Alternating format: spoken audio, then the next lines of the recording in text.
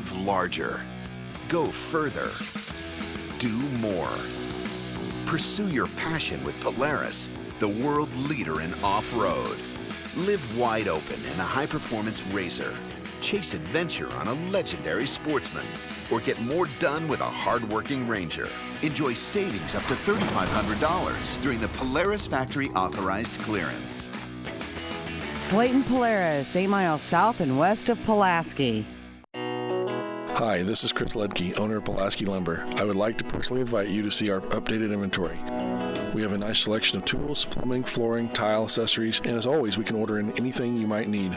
Josh is also available to offer you professional 3D drawings to design your new home, deck, or addition. We don't charge huge architect fees, but are confident you will be happy with our work. We look forward to meeting you at Pulaski Lumber, your start-to-finish lumberyard.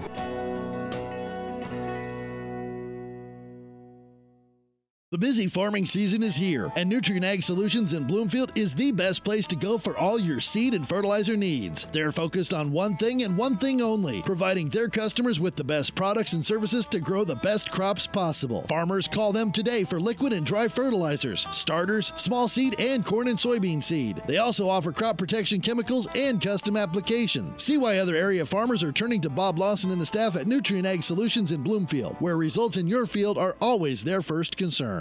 Hi, this is Kendall with Citizens Mutual. It's a busy time of the year, so we want you to save as much time as possible. Whether you need internet, TV, or phone service, we can handle all of them for you. We also have a great selection of TVs ranging from 32 to 65 inch, as well as appliances. Stop in today, and remember, Citizens Mutual is owned and operated by its customers. So when you walk in the door, we don't just treat you like a customer, we treat you like you're the boss, because you are. We're looking forward to seeing you at Citizens Mutual, just off the square in Bloomfield.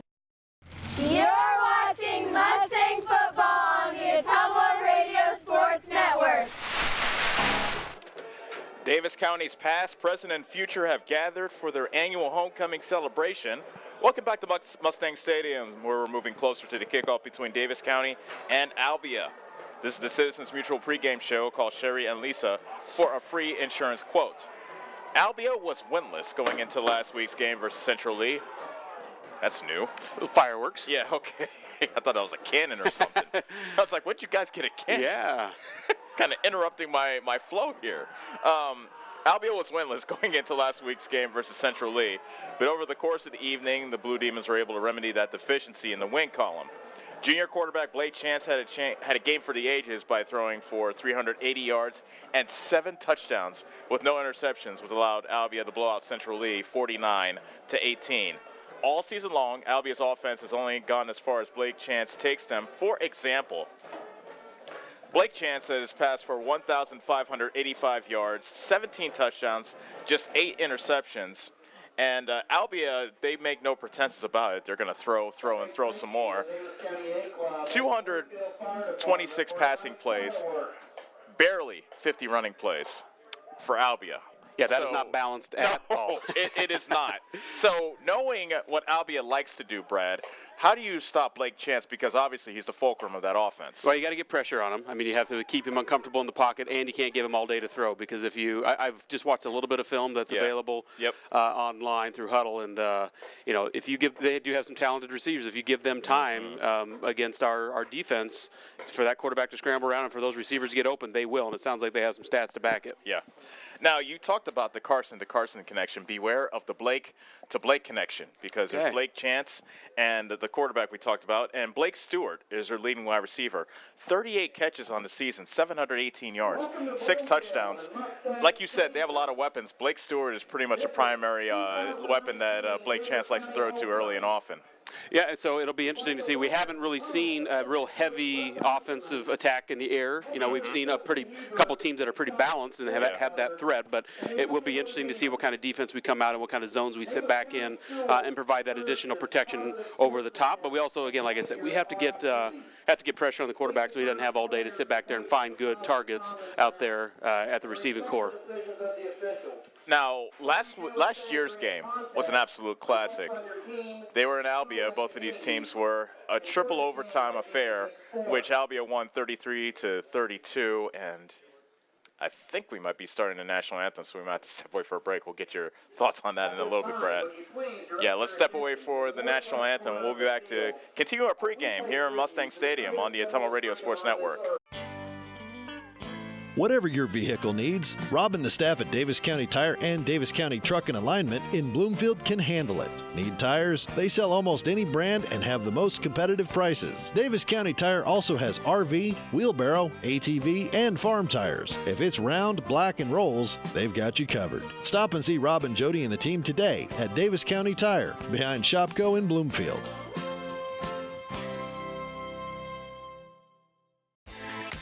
Hi, I'm Karsten. And I'm Callie. And we are the Neebs Girls. We would like to personally invite you to our parents' new store on the south side of the square in Bloomfield. Stop in and have them make you a custom shirt, hat, banner, sign, or even your school mascot. They stay open late on Thursdays until 7. We hope to see you soon. Neebs Graphics, making you stand out. Neebs Graphics on the south side of the Bloomfield Square. At Dixon's Floors & More, we don't mind being different, as long as the difference is better. With hundreds of brands to choose from, including the largest manufacturers in the industry, we transform the volume of products we carry into lower prices for you. Don't start your project without starting at Dixon's Floors & More. Mention you saw this video and receive 5% off your entire purchase at Dixon's Floors & More in Ottumwa. Go Mustangs! Go Mustangs! Go Mustangs! Go Mustangs! Go Mustangs! Go Mustangs! Go Mustangs! Go Mustangs! Go Mustangs!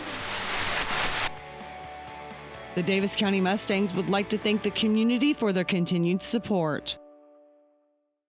You're watching Mustang football on the Ottumwa Radio Sports Network. Welcome back to Mustang Stadium. Davis County versus Albia is coming up in Davis County's homecoming game here in Bloomfield. Great to have you with us. Ellis Kojo, joined by Brad McCloskey. Melissa Lambrecht is our producer. So I wanted your thoughts on last year's game because we were both there. A completely heartbreaking loss, especially if you're a Davis County fan. But just a classic game, though, that these two teams played last year. Yeah, it was. It was a good one, and I remember that triple overtime game, and it was just a memorable game. I remember some trick plays that we brought out to, stay in the game, and it was a game that we thought we might struggle a little bit, with them because they, on paper at least, looked like they were the better team. But we definitely came to play that night, and it was very an inspired game. And again, sad to see that there had to be a losing team from that fight because it was such a battle to the bitter end there, a triple overtime game. Is there anything you take away from that game? When you've had to deal with tough losses, I'm assuming, but next year when you play the same team again, what do you think about that at all, or what's your mentality? Well, this is just a rivalry in general. I mean, these two teams, there's a lot of just animosity because you're rival schools, and I think this is a game you circle saying this is one that you really want to get up for, and especially now that it's homecoming. I'm sure the coaches mentioned last year how close we were, and we'd love to get them back on our home field. If I remember right, it may have been their homecoming last year, too. It was their homecoming. At their field, so absolutely. Hopefully some foreshadowing into what's going to come tonight. I won't name any names, but running into some people as I was just walking around, making my way up to the press box, they each of them said, you know what, I really hope we win this one. And not only win, I hope we smash them. Yeah, there is no love lost between these two teams. Right, they just don't enjoy the other community, and there's it's a good rivalry. Good. I hope they play it the right way, but I would love to see a Mustang win, so I'm with them. Yeah. All right, so Albia's out in the field. They're in white jerseys with blue pants. Davis County in their home maroon jerseys with gold pants. Let's talk on the injury front. As you see right down there, Riley Heller, number 87, is in his streets. So he's still hurt. He has a broken clavicle, although it looks like he's healing. He was in a sling last week. He's not in a sling anymore. Head coach Ken Anderson's looking to have him back, but Riley Heller, obviously their best pass rusher, kind of a bad time not to have him in a game like this. Yeah, and he's been, again, a big piece of our defense at the defensive end and has always had a presence, so kind of dictated a little bit of what the offense was doing, just keeping them on their toes and always being aware that, where he was at, he was never going to quit, chasing plays down from the long side. But the defensive line did something different last week because our linebackers made a lot of plays, and that's what you want. They're your playmakers on defense. Sure. And Gavin McCall and Caden Hill were all over the place at linebacker, which means that your defensive line is doing their job and keeping the offensive line at least off the linebackers long enough for them to make plays. So we talked about Riley Heller. He's out. However, Dalton Main, he was out last week. Head coach Ken Anderson said he's good to go. So we'll see Dalton Main, and he's been playing some of his best football as we go towards the middle and late stages of the season. Yeah, and we've seen improvement out of a lot of our guys, and that's what you want to see. You want to see that week-to-week improvement. We're going to increase our complexity a little bit with what we're doing. We're not going to show our hand completely every single game. And for this one, we're going to pull out all the stops. Interesting. Davis County won the toss, but they deferred.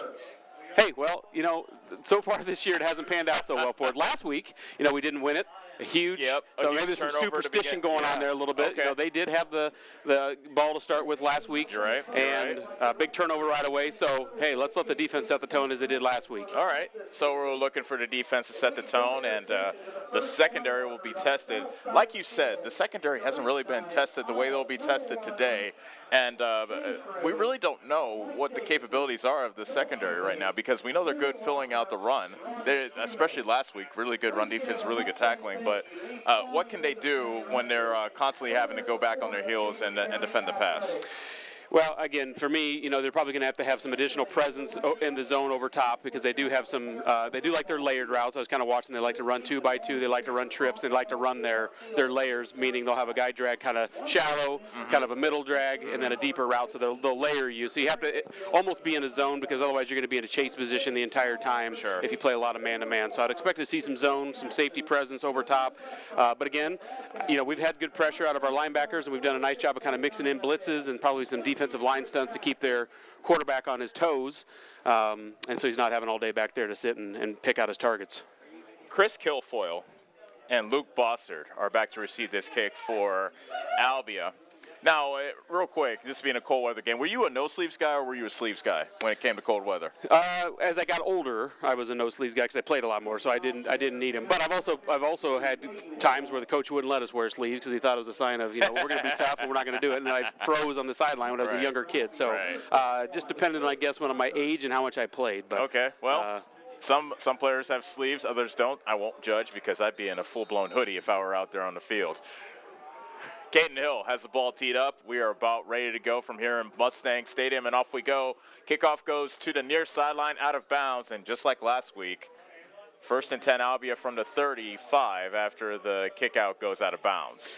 And that honestly hasn't been that bad of an omen for us, honestly, because our kick coverage hasn't always been the strongest, and they've been getting the return out at least that far often. Not every time, but often. So that's not all that bad for our defense. So they're used to it. Blake Chance, the junior quarterback, is leading his offense back out to the field. Wynn is split out to the left, along with Bossard. And there's a handoff. That's Bossard chopping his feet as he tries to move the ball forward to about the 39. That's a gain of 4 on the first play of the game for Albia.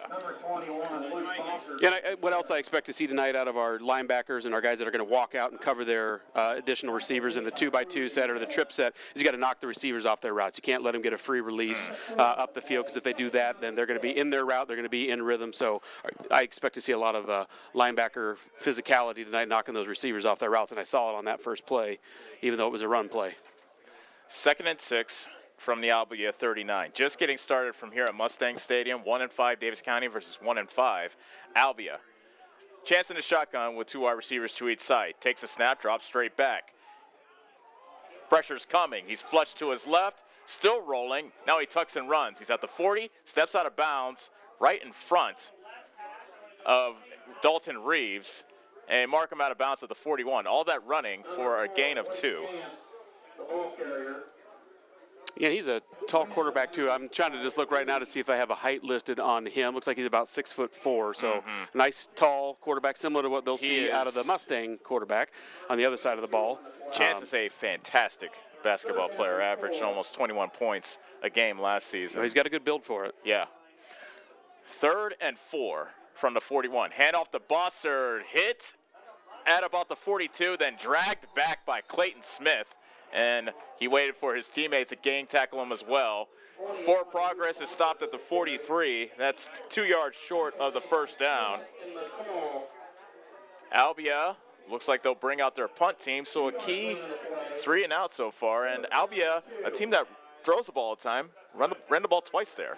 Yeah, that is interesting. But again, in football and in these kind of conditions, you know, where you're coming up against a rival and there's a lot of emotions, you got to have somewhat of a presence on the ground. So they're going to test the waters there before they get into their passing attack. The snap bounces to the punter, but he gets it away.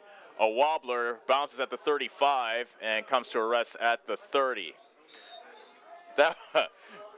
Garen Grinstead almost knocked Carson Zittler into that ball, but he was able to avoid it, and Davis County takes over 1st and 10 from their own 30. 10:15 remaining in the first quarter. Albia went 3 and out. Now it's Davis County's turn with the ball. Carson Mader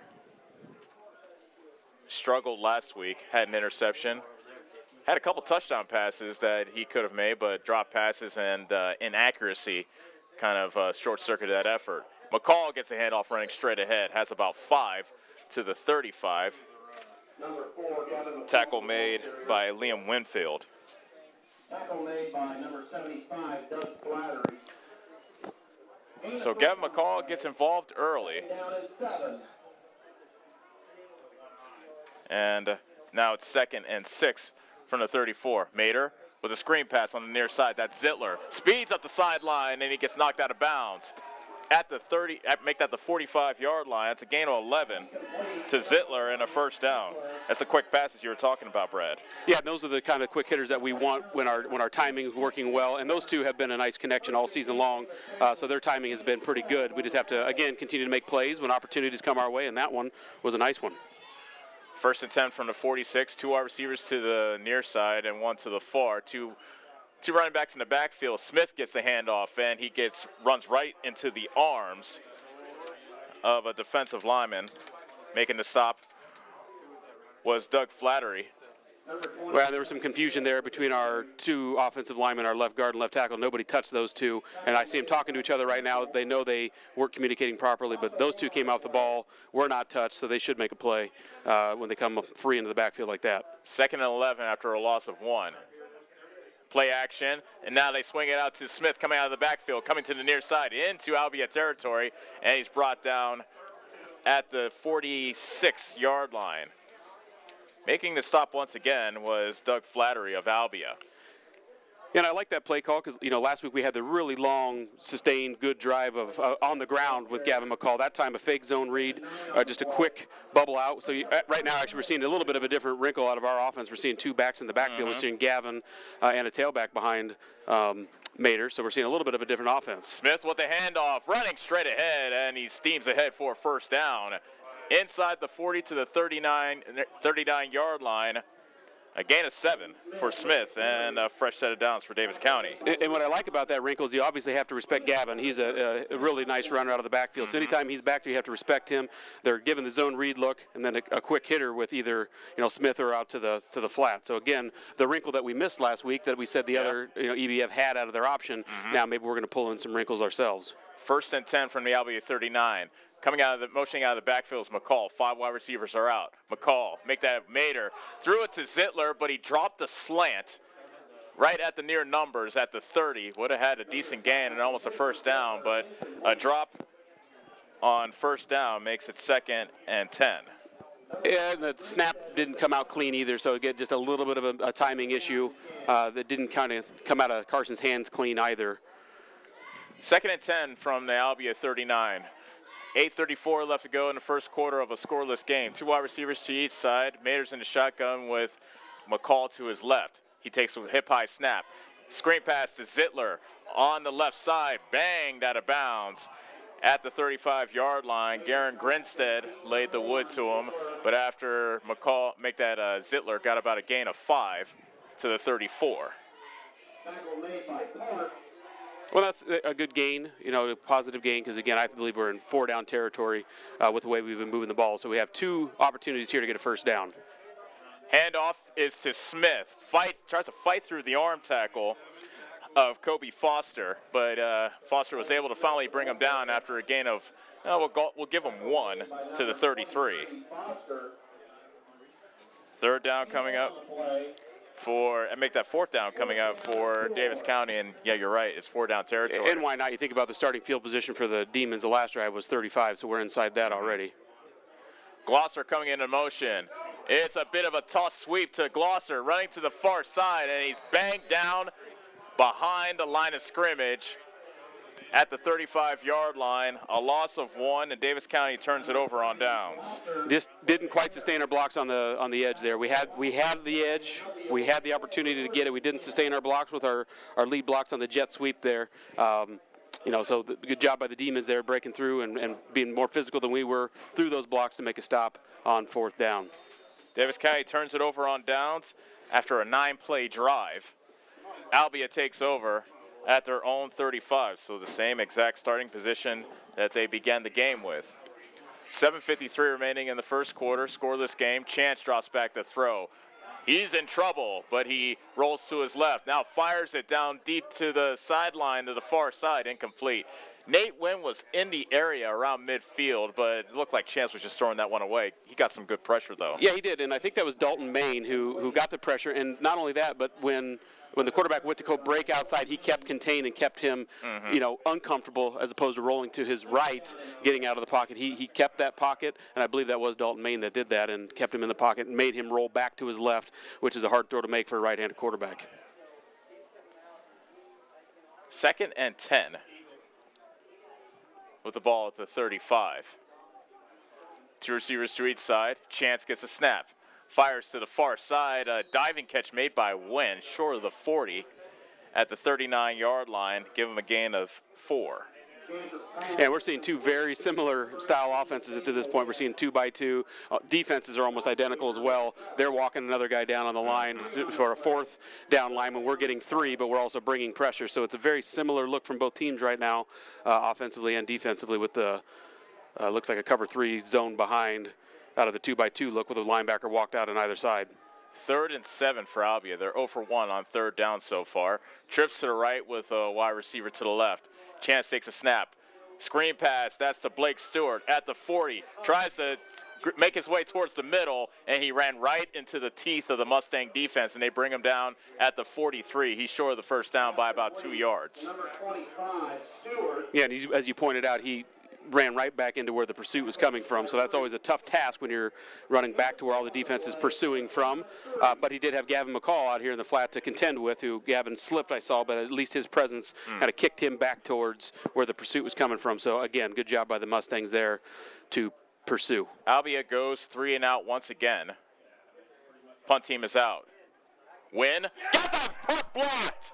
Wynn scoops it up, tries to run. He's at the 40, and he gets taken down at the 41-yard line. Was that Dalton Main that broke through to block the punt? I thought it was. I thought it was McCall. Okay. Yep, it looks like he's coming off the field. He's getting congratulated. I do believe it was Gavin McCall who broke through. I didn't see who nearly had the recovery back there in the backfield, but regardless, we stopped him. Think about the field position that they weren't able to gain because of that. Yeah. Now, they almost converted that into a first down, but a good, 25, 30 yards at least with the wind not really affecting any kind of punt, field position change there. So a huge play. Good job by Gavin McCall. Kid, we call his name quite a bit. That's not officially a turnover, but it counts just as much as a turnover. Davis County takes over on the Albia 41. 2 backs in the backfield. Smith gets the handoff, gets submarined right as he received the ball. And he's cut down right at the line of scrimmage. Good stop there. I think that was Nate Wynn on the tackle. Bigger part now is Chaz Fee on the tackle. No gain for Smith.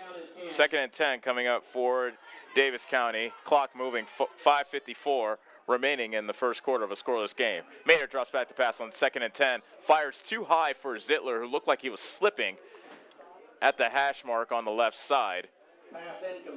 Incomplete pass, and 3rd and 10 coming up. Brad, you don't want to waste opportunities like this if you're Davis County. You're exactly right, and we have a little bit of a history of doing that. So here we want to try to take care of the football, and again, a slip by Zittler there, so those things happen. But we need to find a way to gain some yards here and convert this first down. 3rd and 10 from the 45. Zittler is a wide receiver to the near side. Glosser and Collier to the far side. Pass is caught by Collier on the comeback route on the sideline of the far side, and he's knocked out of bounds at the 28-yard line. A gain of 13 and a first down for Davis County.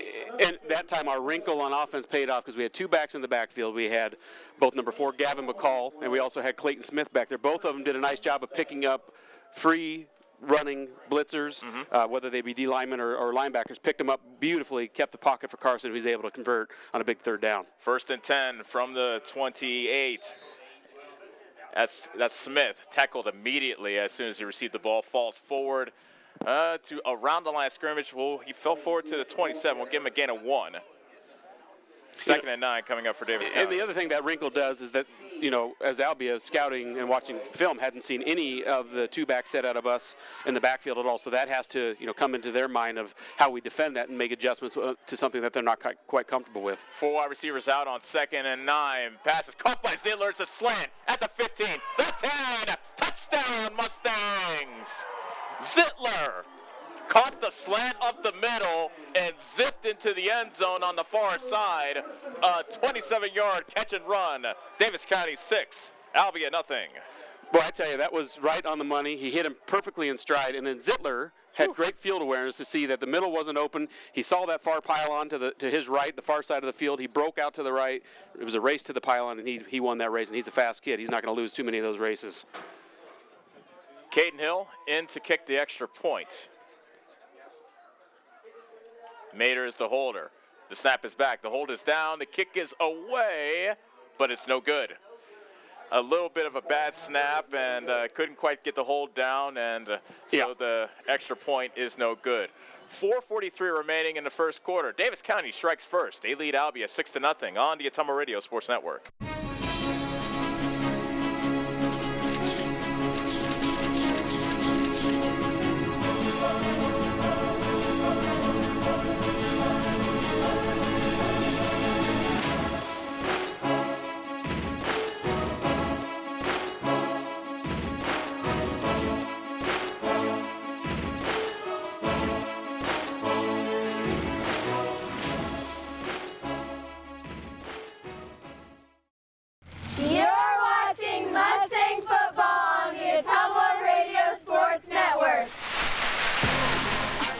Ever fabled, it's coined by Brad McCloskey actually, the Carson to Carson connection strikes again. A 27-yard completion from Carson Mater to Carson Zittler, our first score of the game. Extra point no good, but Davis County leads 6-0 over Albia. And then to kick this one away is Caden Hill. Actually, Caden Hill is now coming to the sideline to talk to the head coach.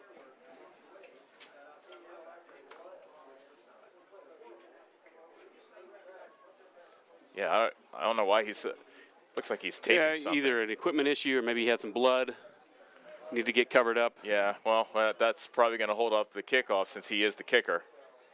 So the Mustang staff working frantically on the sideline to try to get Hill taped. He's trying to get back on the field. Well, the assistant coaches help him. It's like, hey, hold on, guy. Must have had a little bit of blood on his elbow. They had to get covered up before he'd be allowed to play. And he is back on the field. So Davis County takes advantage of a block punt. They go 41 yards on 5 plays. The last of which was a 27-yard completion from Carson Zittler, from Carson Mater to Carson Zittler. Caden Hill, ready to kick this one away to Guilfoyle, and now it's a short kick that goes towards the sidelines.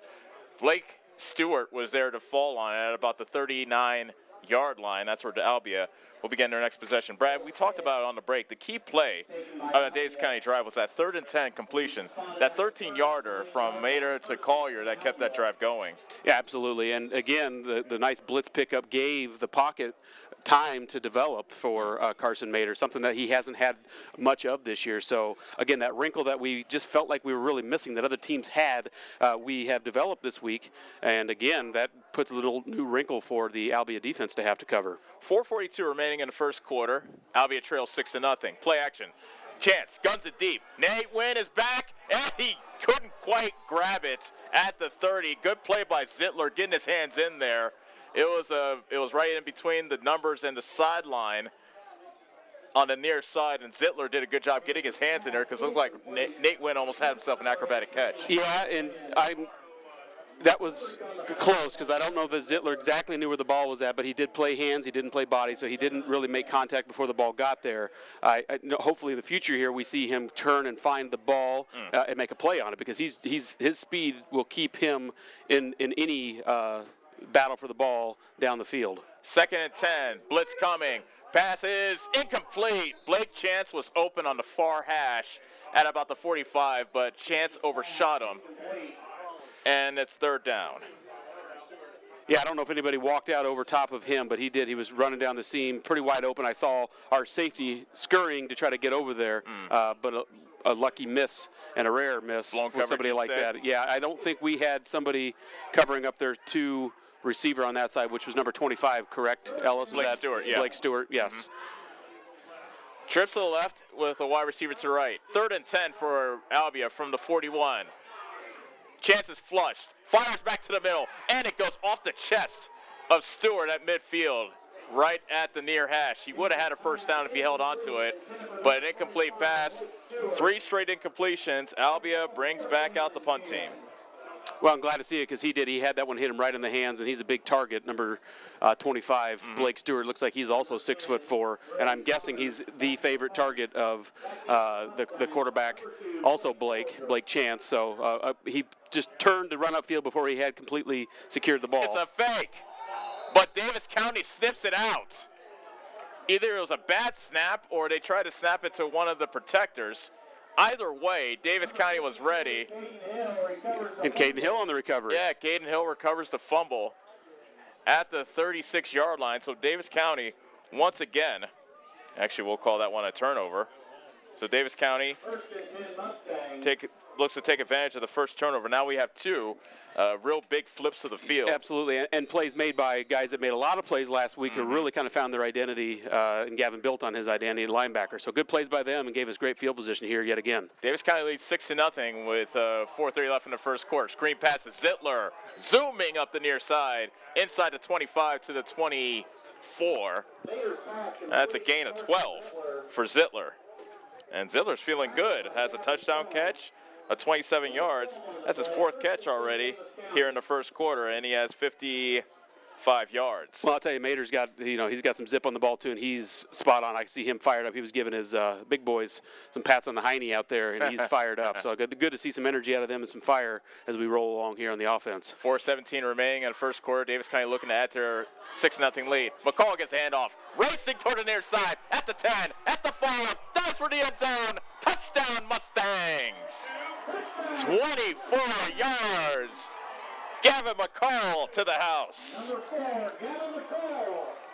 Boy, I tell you, it's sure fun to see when you have that balance. They obviously have to respect our passing game because we're firing on all cylinders with that and Carson Mater going.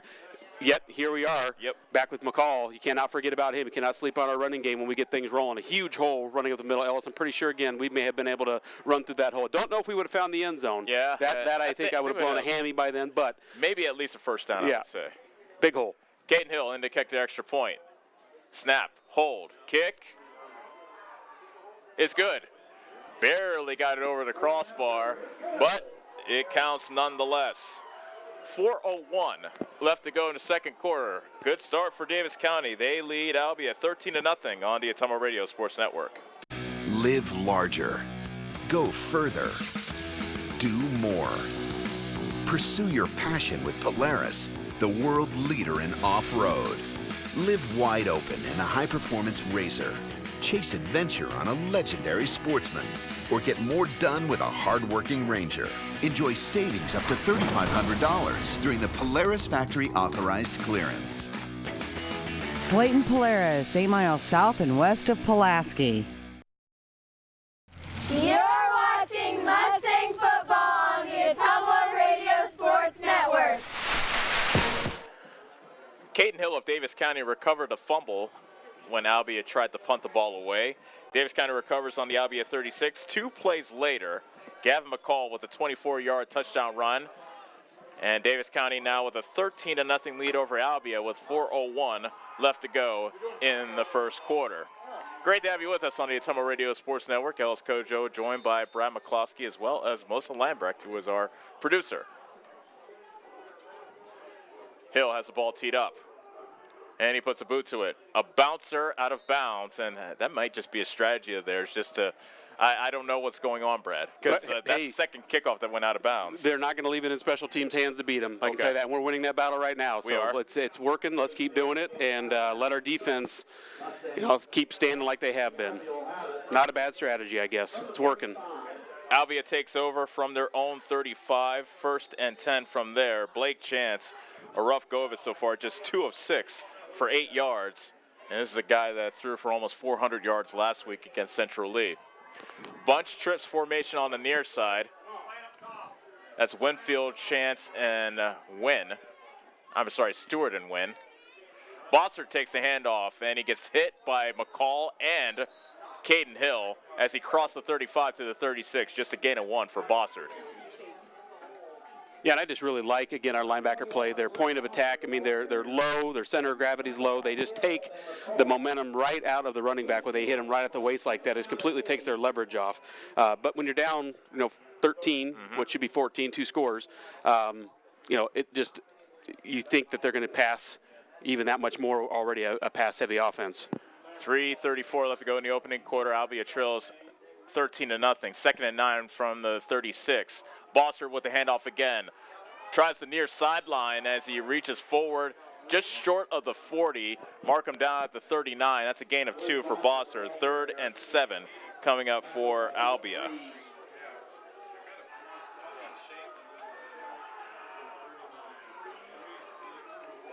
Davis County 1-5 on the season, as is Albia. Mustangs looking to snap a 3-game losing streak.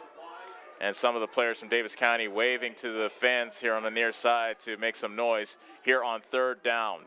3rd and 6 from the 39. Chance takes a snap, looking left, rolling left, floats a pass to the sideline. It's incomplete over the outstretched hands of the defender, Dalton Reeves. And that looked like, I think that was Stewart that almost had a chance to catch it, but maybe Reeves got into his weight and prevented him from catching that ball. Yeah. Nevertheless, incomplete pass, and Albia's going to go 3 and out again. Yep, and Dalton Reeves is, he's a nice tall corner out there, so he definitely had a presence there. He had a play on the ball and definitely got in the way and just disrupted the rhythm for the receiver.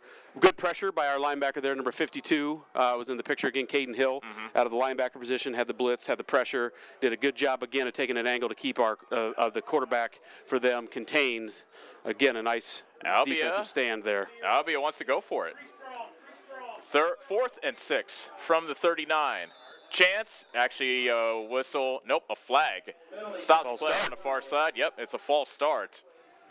That's our first. That's Albia's first penalty of the game. Davis County's 2 penalties have been kickoffs out of bounds. Yep, and you see some new personnel coming in now for Albia. Yeah, so they'll probably punt this away.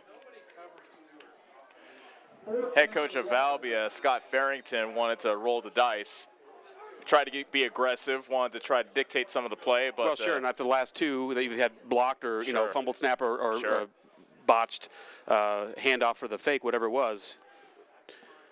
Win. Got it, blocked it again. Oh, blocked it again. Loose ball at the 15. And they blow the play dead at the 14-yard line. I think they say Wynn was down. I don't know if Wynn was down, honestly. But the play is blown dead. And Gavin McCall with 2 block punts here in the first quarter. And he is fired up. now the officials are conferring at about the 14-yard line. They're shooing the Albia players away as they huddle up to try to figure out what happened. We heard the whistle blow, and that's when the Davis County players stopped. Albia players were kind of looking around saying, why'd you blow the whistle? Our player has the ball, and he's running it back up the field. Yeah, it's probably a good thing we don't have replay in high school to figure that one out, because they have to kind of stand with what was called on the field. And I think the Mustang player pounced on the ball. They kind of anticipated the recovery. It squirted out into the Albia hands, and I think we're fortunate there that, again, we don't have replay, but we'll take the ball because we're on the 13-yard line, and the way our offense has been rolling, looking good. Amen to that. 1st and 10 for Davis County at the 13, 2:59 remaining in what has been a very good first quarter for Davis County. A touchdown pass by Mater, a touchdown run by McCall have been the scores. A miscommunication on 1st and 10 from the 13. Mater keeps it, runs to the far side, slung out of bounds at the 19-yard line, a loss of 5.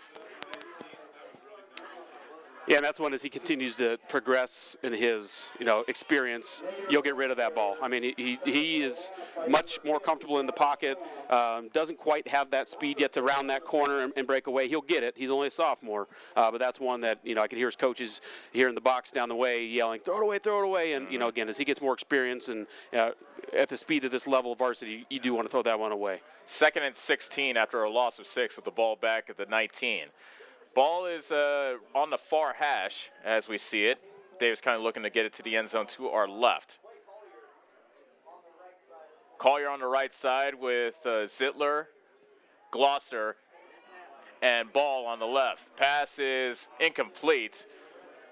Zittler was coming underneath on the crossing pattern, but they couldn't quite connect on the pass. Actually, the pass looked like it was batted down as well. Yeah, it was. Number 21 got his hands on it and actually made the break on the ball. Probably had the better play at the ball. Luke Bossard, senior, out of the safety position. And they're very aware where Zittler's at this point in the game, and he did a nice job covering him up there. 3rd and 16 from the 19, and Davis County wants to talk about it. Head coach Ken Anderson calls timeout. 2:03 remaining in the first quarter. Davis County 13, Albia nothing. We'll be back on the Atomo Radio Sports Network. Hi, this is Chris Ledke, owner of Pulaski Lumber. I would like to personally invite you to see our updated inventory.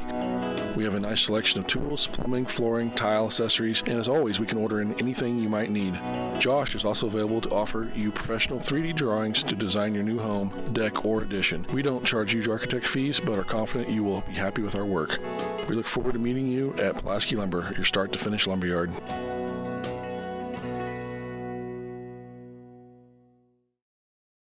You're watching Mustang football on the Atomo Radio Sports Network. Davis County so far has taken advantage of Albia miscues. We've had 2 block punts, a fumble, and Davis County has turned a block punt and a fumble into 13 points. So looking to take advantage of another block punt here on this possession, but they're faced with a 3rd and 16 from the Albia 19. 2 wide receivers to each side. Davis County comes out of timeout. Mater, short set. Pass is batted at the line of scrimmage, and it's incomplete. Reaching his paw up to bat that pass down. Look like that was. Looked to me like number 7. Interesting. I see you marked him as a D lineman, but it's Jackson Pence. Yeah. But he's number 7. Okay. Out of the D line, so he must play some, offensive tight end or wide receiver. Yeah. On the offensive side of the ball is an offensive number at the receiver position, but a tall, big figure down there. They got his hands up and knocked that pass down. So 4th and long here. 4th and 16 from the 19. Davis County will go for it. Play action. Mater in trouble, and he gets shoved to the ground as he let that pass go. It's incomplete as Pence once again swatted the pass down.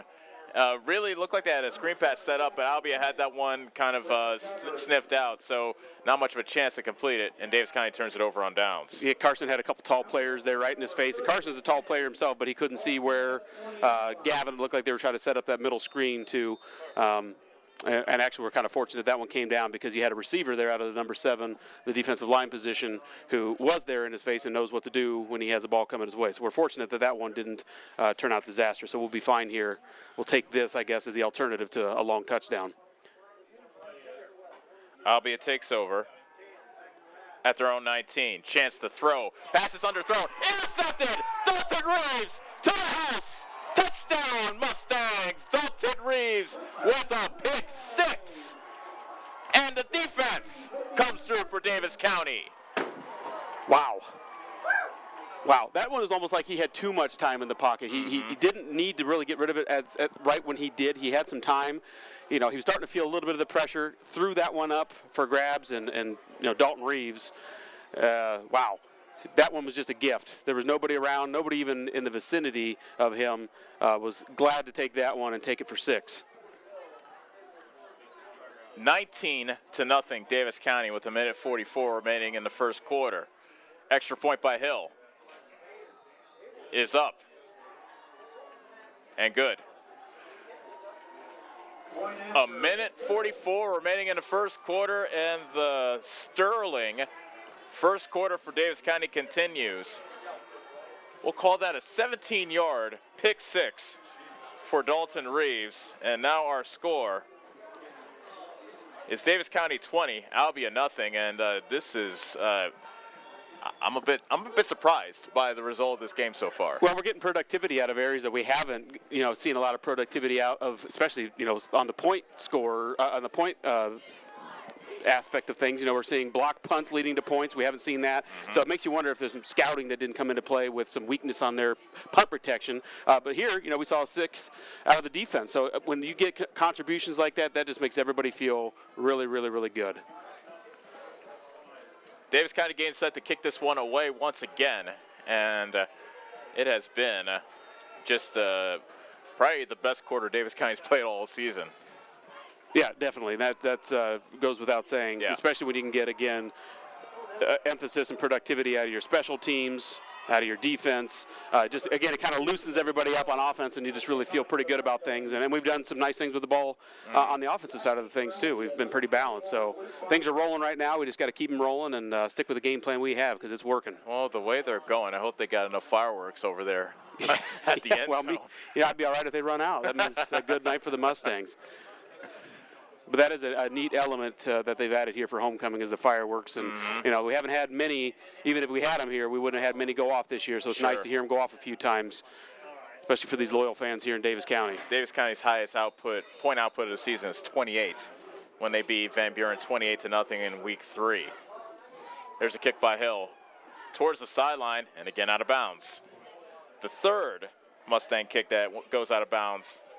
And Davis County seems perfectly content with having Albia start at the own 35. So Albia, a punt, a fumble, and then a pick 6. Albia does not have a first down yet in this game. And I just heard one of their coaches mention that too. And out of an offense that has racked up quite a few yards in the air, they're kind of seeming a little bit lost right now, not being able to do anything with the ball in the air. They've dabbled a little bit on the ground, but at this point when you're down, you have to, start thinking about getting on the board quickly. On 1st and 10, play action, another interception, going up the lower sideline, Brett Doxtater, knocked out of bounds at the 5. Doxtater jumped the comeback route, and the second straight interception thrown by chance in as many passes.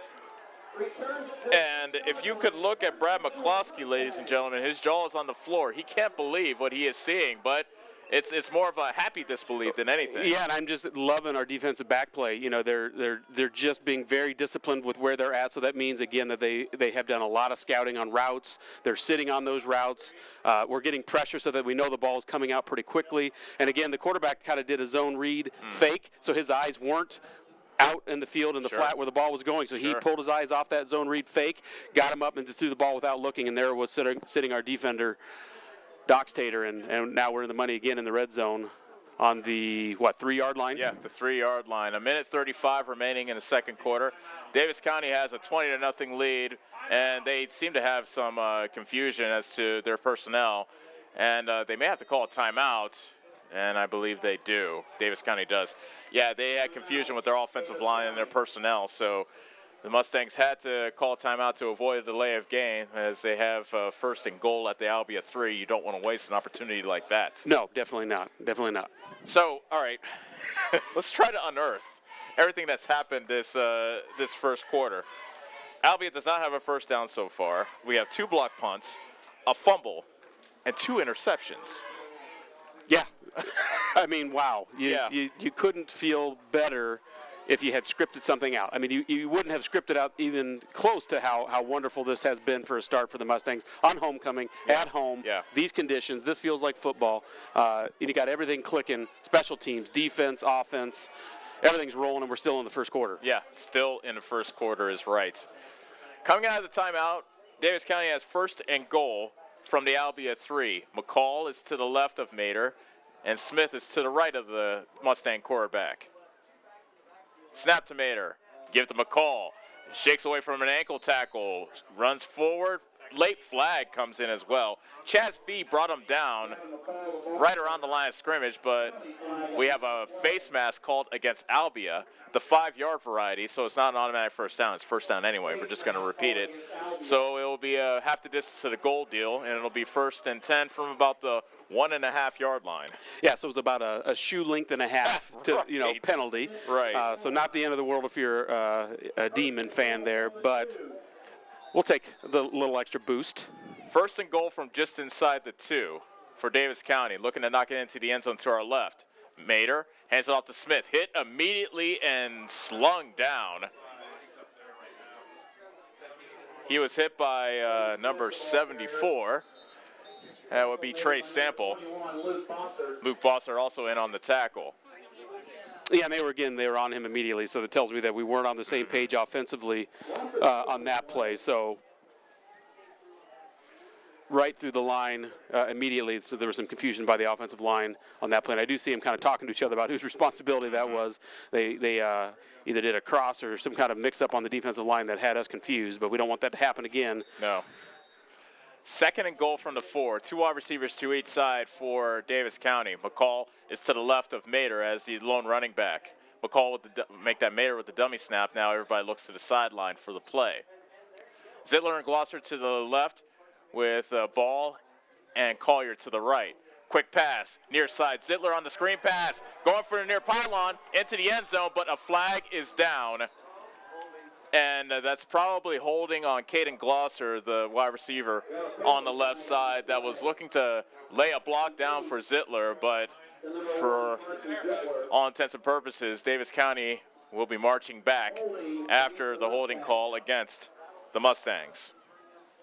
Yeah, and probably the right call. I was kind of blocked, was shielded a little bit, but I did see his hands outside of the midsection. Anytime you get those hands outside the midsection and you make those hands obvious to the officials, they are going to call that. So you just got to, as the receiver, got to work your hands in towards the middle of the chest and try to keep on those shoulder pads as long as you can.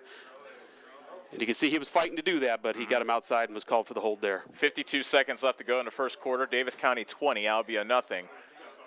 2nd and goal from the 11. Mater drops straight back, looking left. Lost it for the end zone. Wide open is Glosser. Touchdown, Mustangs. Glosser just tiptoed his way in the back of the end zone. Mater put enough air under it, let his receiver make a play. 2nd touchdown pass for Mater. And Davis County, once again, lights up the sky on the scoreboard. Yeah, that's a nice sound to hear, and we're rolling. You know, we've been here, we've had opportunities to score. We've seen us be just off, even on easy pass plays like that. One very memorable last week at Eddyville-Blakesburg that could have been the difference in the game. So it's nice to see that we're in sync tonight and we are rolling on all cylinders. An 11-yard catch for Caden Glosser, his first catch of the game, and the extra point is good. But we are struggling on those extra points. Yes, that one, again, was very slow in development, easily could have been blocked. So that fortunate to find its way through those uprights. We are still not done with the first quarter, my friends. 46 seconds remain. Our new score, Davis County 27, Albia nothing on the Atomo Radio Sports Network. The busy farming season is here, and Nutrient Ag Solutions in Bloomfield is the best place to go for all your seed and fertilizer needs. They're focused on one thing and one thing only, providing their customers with the best products and services to grow the best crops possible. Farmers call them today for liquid and dry fertilizers, starters, small seed, and corn and soybean seed. They also offer crop protection chemicals and custom applications. See why other area farmers are turning to Bob Lawson and the staff at Nutrient Ag Solutions in Bloomfield, where results in your field are always their first concern. You're watching Mustang football on the Atomo Radio Sports Network. Davis County takes advantage of another Albia turnover. Blake Chance throws an interception to Brett Doxtater. He takes it all the way to the Albia 3. And after a penalty, Carson Mater, connects with Caden Glosser for an 11-yard touchdown pass on a fade pattern on the near corner of the end zone to make it 27-0 at the extra point, with 46 seconds remaining in the first quarter. Hill has the ball teed up, and it's a straight kick. Actually, it's a bouncing kick to the near side. Now Sovereign brings it back to the 40, shakes an arm tackle, and a pretty good return out to the 44. Yeah, and I don't mind that we just kick it out of bounds. Just for that reason, you know, we've been a little bit weak on our kick coverage, giving them good field position. I don't know if we've spent any time, if so, very little, on the other side of the 50 so far in this first quarter. So I am not, you know, disappointed at all to see that ball go out of bounds. It didn't here, and they have their best starting field position of the evening. 1st and 10 from the 44. Blake Chance has thrown interceptions on his last 2 passes. 2 receivers on the near side. That's Winfield and Stewart. Toss to Bosser coming to the near side. Reeves was able to bring him down. Good hit by Reeves at the 48-yard line. That's a gain of 4. Yeah, nice open field tackle there. You can see him kind of running his feet in place as they practice and getting ready for a cut. There was no cut and a good collision. Nice clean tackle by Dalton Reeves. 2nd and 6 for Albia. 14 seconds remain. We'll see if Albia wants to run a play before the end of the first quarter. 5 wide receivers out, 3 to the left and 2 to the right.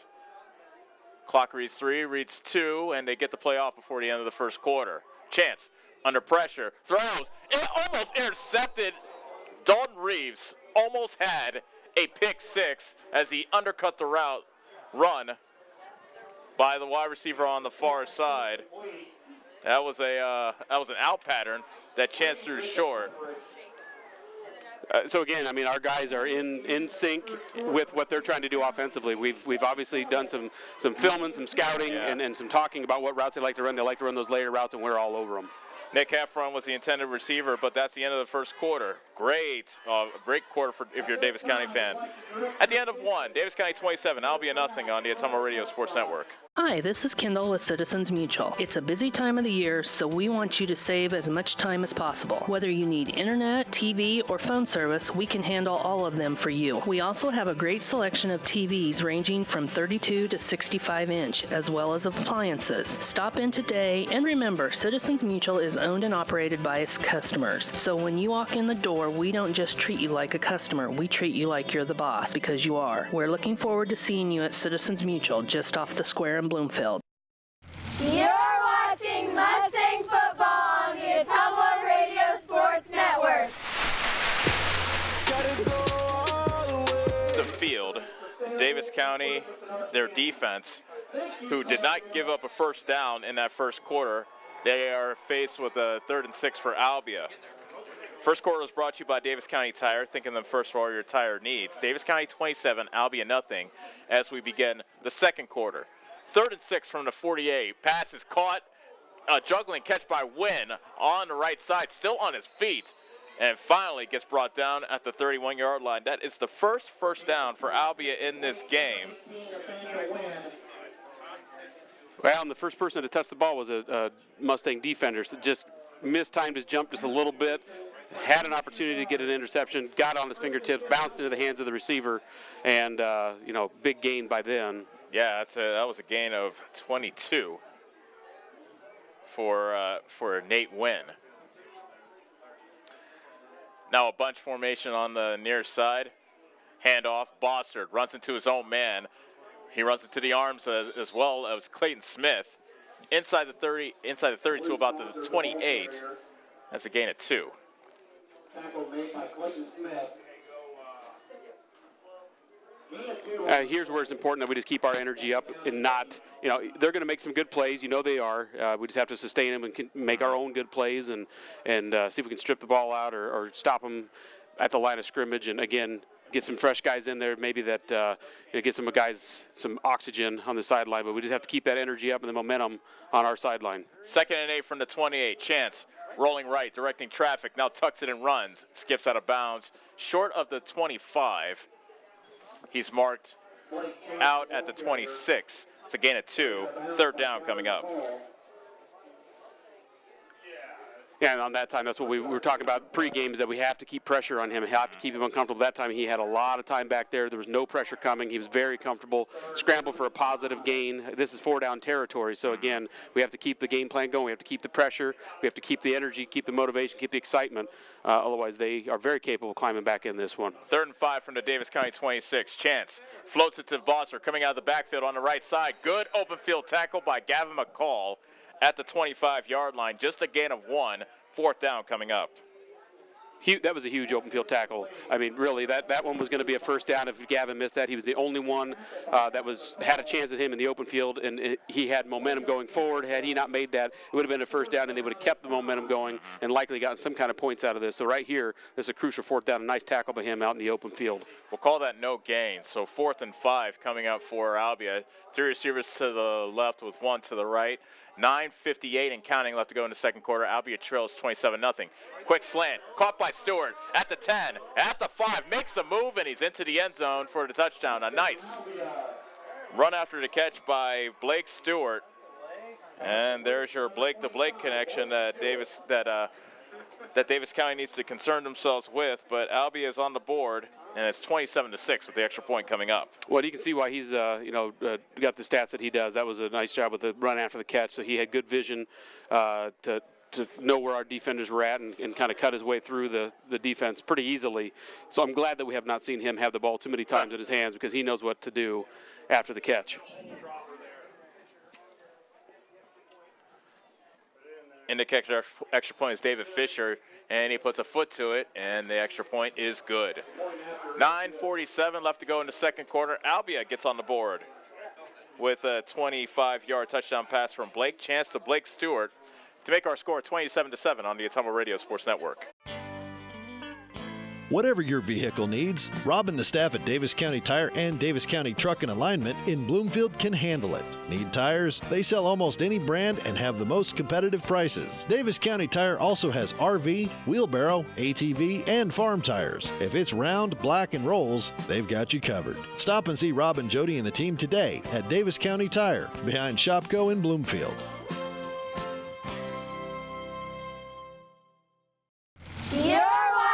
Mustang football on the Ottumwa Radio Sports Network. A 25-yard touchdown pass from Blake Chance to Blake Stewart is Albia's first score of the game. That's Blake Stewart's 7th touchdown catch of the season. Blake Chance's 18th touchdown toss. That makes our score Davis County 27, Albia 7. With 9:47 remaining in the second quarter. David Fisher ready to boot this one away. And back to receive are Clay Collier and Caden Glosser. So Albia shows that they're not going. They still got some life to them. They're not going anywhere. Davis County has to stay aggressive. They do, and with the stats that you've mentioned all night and the number of touchdowns that he has, they are not afraid to climb back into this one, and they can do so in a hurry. They have the best starting field position of the night on that last series, and they did something with the ball. So we kind of need to get back to our formula that we had first quarter. Fisher's kick is a squibber that heads out of bounds. Well, nope, it's recovered right before it got out of bounds at the 30. Not a bad idea by, I think is that Dox Tater. No. See, that is 38, I believe. So that's Jace Forsyth that recovered the ball. So good job by him just to fall on the ball and just, don't leave anything to chance. Yeah, absolutely not in that position at all, and give us an opportunity to do what we've done tonight and see if we can get an offensive drive going from our own 30. This is Davis County's worst field position of the game thus far. 1st and 10 from their own 30. Mater with 2 wide receivers to each side. Give them a call, running straight ahead. A good hole at the 40, at the 45, the 50, into Albia territory, the 30, the 25. Dragged down from behind by Nate Wynn at the 22-yard line. Woo!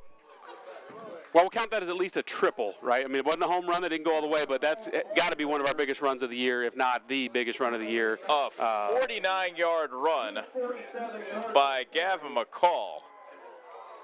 And Davis County, another explosive play, and they're in business out the Albia 23. Give to Smith, who's checked into the game. McCall needed a breather, and Smith takes it inside the 20 to the 19, a gain of 4. Yeah, completely flipped the field. You know, you just mentioned that it was our worst starting field position. Well, that didn't take long. We get down there, back in the, now we're in the red zone inside the 20. So, great run on first down. And another good run there by number 27, Clayton Smith, on first down on this end of the field. 2nd and 6 from the Albia 18. 9:03 left to go in the second quarter. Davis County looking to add to their 27-7 lead. 2 wide receivers to each side. Smith is to the right of Mater. Coming into motion is Glosser. He gets a tiny toss, tries to run it up the middle, and he'll have to try to hold on to the ball as well as he is slung down behind the backfield. That's one play that hasn't really worked, and Jackson Pence made the stop there for Albia. As he's down at the 22, that's a loss of 4. Loss of 2 on the play. 3rd down and 8. Now the umpire steps in before they decide to snap the ball for some reason. Now we're ready to go. 3rd and 8 from the 22. Mater with the dummy snap. Looks back to the sideline. Ball and Glosser are to the right. Zittler and Glosser to the left. Mater fires over the middle. Over the head of Collier, who wants a flag, but he won't get one. He was being blanketed by Kobe Foster over the middle. Incomplete pass. 3rd down coming. Make that 4th down coming up for Davis County. And I was kind of shielded here from the play on that one, but I did see the ball get tipped and up in the air. So again, I think we're kind of fortunate that we're actually able to play 4th down here, because anytime that ball is hanging in the air that long and it comes down to the ground, you're counting your lucky stars on offense. You get to play another down here, 4th down. 4th and 8 from the 22. Mater rolls to his right. Lost it for the end zone. Collier's open. Touchdown Mustangs. Collier with a leaping catch, climbing the ladder in the right corner of the end zone. And he comes down with a 22-yard touchdown pass. A beautiful touch pass from Carson Mater. Davis County answers right back. Wow, that's nice. And we're getting a lot of guys, involved in our offense too tonight. So that's good to see. We're seeing a couple different tandem guys out of the backfield there getting involved, out of a new wrinkle in the offense. But Carson Mater definitely has the touch tonight. Clay Collier with a 22-yard touchdown catch. And now the extra point. And Hill splits the sticks. 7:57 left to go in the second quarter. Davis County answers back. Albia's touchdown with 7 of their own. And our new score is Davis County 34, Albia 7 on the Ottumwa Radio Sports Network. Are you installing a new septic system? The man to call is Jody at Geotech Sand and Stone. They have state-certified septic sand, as well as top-quality black dirt, fill sand, and washed gravel for landscaping. They also have large rocks to add to your landscaping. Geotech Sand and Stone has very competitive prices. Stop out and get a load, or have one of their contractors haul it for you. Call Jody today for more information at 799-1235. That's 799-1235. Geotech Sand and Stone, 3 miles west of Eldon on River Road. You're watching Mustang football on the Ottumwa Radio Sports Network. A 5-play, 70-yard drive as Davis County answers Albia's first score of the game, and they restore their 27-point advantage. Davis County 34, Albia 7 with 7:57 remaining in the second quarter. We were just talking about how everything seems to be spread out. Mater with 3 touchdown passes, of course, but all to 3 different receivers. And he's had time. That time that took a little bit of time for that play to develop, and others before he had time in the pocket. Earlier this year, we've seen that he didn't quite have that time in the pocket. He always had to do 1 or 2 step drop. That time he was able to do a 2, 3 step drop, plant his feet, had nice touch on the ball. Again, I think it's a little bit of the wrinkle that we had some additional guys back in the backfield with him to offer that additional protection to give him that time, but he has had touch, and we're getting contributions out of a lot of guys, offensive, defensive, and on special teams. Hill to kick this one away. Each kick has been of the low squib variety. That one's a low line drive, and it's returnable. Bossard returns it to the 35. A stiff arm to a man at the 36, and brought down by Caden Hill, the kicker, at the 39-yard line. Boy, that makes me just a little nervous every time I see that guy running, because our kick coverage is just still a little bit questionable.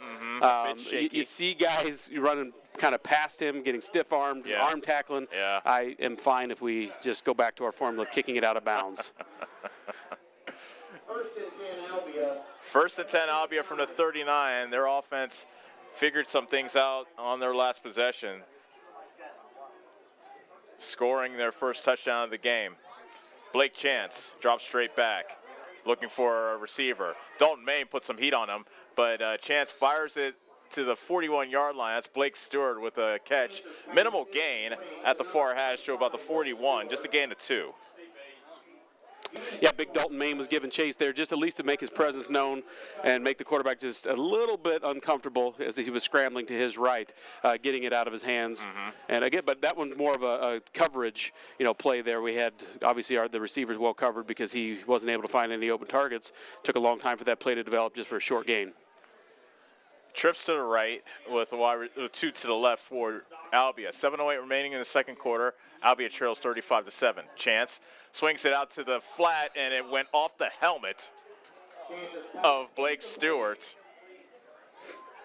And Stewart just stood there motionless for a while because that hit him right off the coconut. And it's one of those days for Albia right now. Yeah, and for him, he's had a lot of catches this year, and he has a lot of yards racked up. We saw him when he does catch the ball in stride, and he knows what to do with it. We've seen 2 drops out of him tonight on easy passes. Sometimes those are the hardest ones to make. And again, I'm glad that happened, because when he gets the ball and he has opportunity to catch a lot of green, he's going to do it. Both teams 1-5 coming into this game, so they're looking to get a leg up on the other in the district. Chance dropping straight back on third down. Flag is down. Pass is caught by Stewart over the middle, and he gets brought down at the Davis County 47, but a flag gets down back in the Albia backfield. I see an Albia player talking to him, so I'm guessing it's holding. And it is holding. So that negates what was probably one of Albia's best gains so far of the game. Well, again, you can see that he's waiting for 25 to get open. 25 was double teamed. We almost had a guy in chase and a guy over top of him. He ran across the middle and was still able to find an opening. So he is the preferred target. And again, the stats don't lie. They show that as well. But holding this time negates the big play. Blake Stewart comes in with 39 catches on the season with 6 touchdowns and just over 700 yards receiving.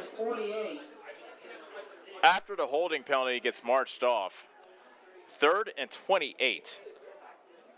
That was a 15-yard penalty that took him back. Well, yeah, you think about where the hold happened. It was a deep drop by the quarterback, and the hold was clear back deep in the pocket from the spot. 3rd and 28 from the 21. Chance winds up. Another flag down. See, I saw another hold. Chance rolling out to the near side, floats it out of bounds. Nice catch by Tyler Ball on the sideline. A left-handed one-handed catch by Ball on the sideline. But we'll check the flag. It is holding again against Albia. But this time, I'm assuming, head coach Ken Anderson waving both arms in front of him. He wants to decline this penalty. We mentioned at the top of the broadcast, Brad, how with them liking to throw the ball as much and how capable Blake Chance is, getting pressure on him is paramount. What did you think about the pressure so far in this first half? Well, it's working. It made him uncomfortable because we've seen him make some questionable, or uncharacteristic decisions for what his stats show. So we're getting just enough pressure on him, and we're doing a great job in the backfield to allow that pressure to get to him, in the secondary to allow some pressure for that to happen. Nate Wynn on to kick this one away. And he kicks a low line drive. Collier lets it bounce at the 50, at the 40, scoops it up at the 39, but he doesn't have many blockers, although he does avoid a tackle. Bounces off another, and when it's all said and done, a decent 6-yard return to the 45-yard line. When, I mean, not bad considering he didn't have any blockers. He was brought down by Jackson Pence of Albia. No, and that ball, where he recovered it was going to probably roll another 5-10 yards. So you think about those yards that he stopped from the ball going, plus what he got positive after the recovery, or excuse me, after the return. So all in all, probably a 16-yard field advantage there by him recovering that and taking it and knowing he didn't have much help. I missed the flag on the play. And they called roughing the punter against Davis County. So it's an automatic first down for Albia, so a key penalty there for Davis County. That hurts. Yeah, that gives Albia the ball back. So now the ball is at the 36 of Albia with 6:20 remaining in the second quarter. Albia trails 35-7. So Albia was second life here after the roughing the punter penalty. Trips to the right with one to the left. Chances in shotgun with Bossert to his left. Hand off to Bossert. Tries the right side of the offensive line. Tackled at the ankles by Gavin McCall after a gain of perhaps one. Nope, we'll call it no gain. Right at the line of scrimmage. Good tackle there by McCall. Yeah, and he just has a nose for the ball. I mean, when that ball's anywhere in the middle and he has an opportunity to make a play on it, if he's not blocked and accounted for, if he's not making it, he's cleaning it up. 2nd and 10 from the Albia 36. 5:50 remaining in the second quarter. Albia trails 35-7. Trips to the left with two wide receivers to the right. Chance along the backfield. Takes a snap. Steps up in the pocket. Now is flushed to his left. Still looking for a receiver. Now throws it to the sideline. Juggling catch made by Stewart. But was he out of bounds? Nope. Officials say he caught it inbounds at the 48-yard line. That's good enough for a first down. A gain of 16 from Chance to Stewart. And he had way too long there. I mean, that was all there was to that, is that the defenders in the back, end of the secondary can only run so long. And again, number 25 did a nice job. I was kind of watching his route. He ran out of real estate. Blake did on this sideline. Just kind of made up a route. Just kept sinking. Quarterback kept his eyes on him the entire time and found him. And Blake-to-Blake connection again there.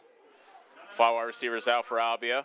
3 down linemen for Davis County now. Hill comes in on the blitz. Chance fires to the near side, caught by Nate Wynn, and he gets gang tackled at the 42, a gain of 6.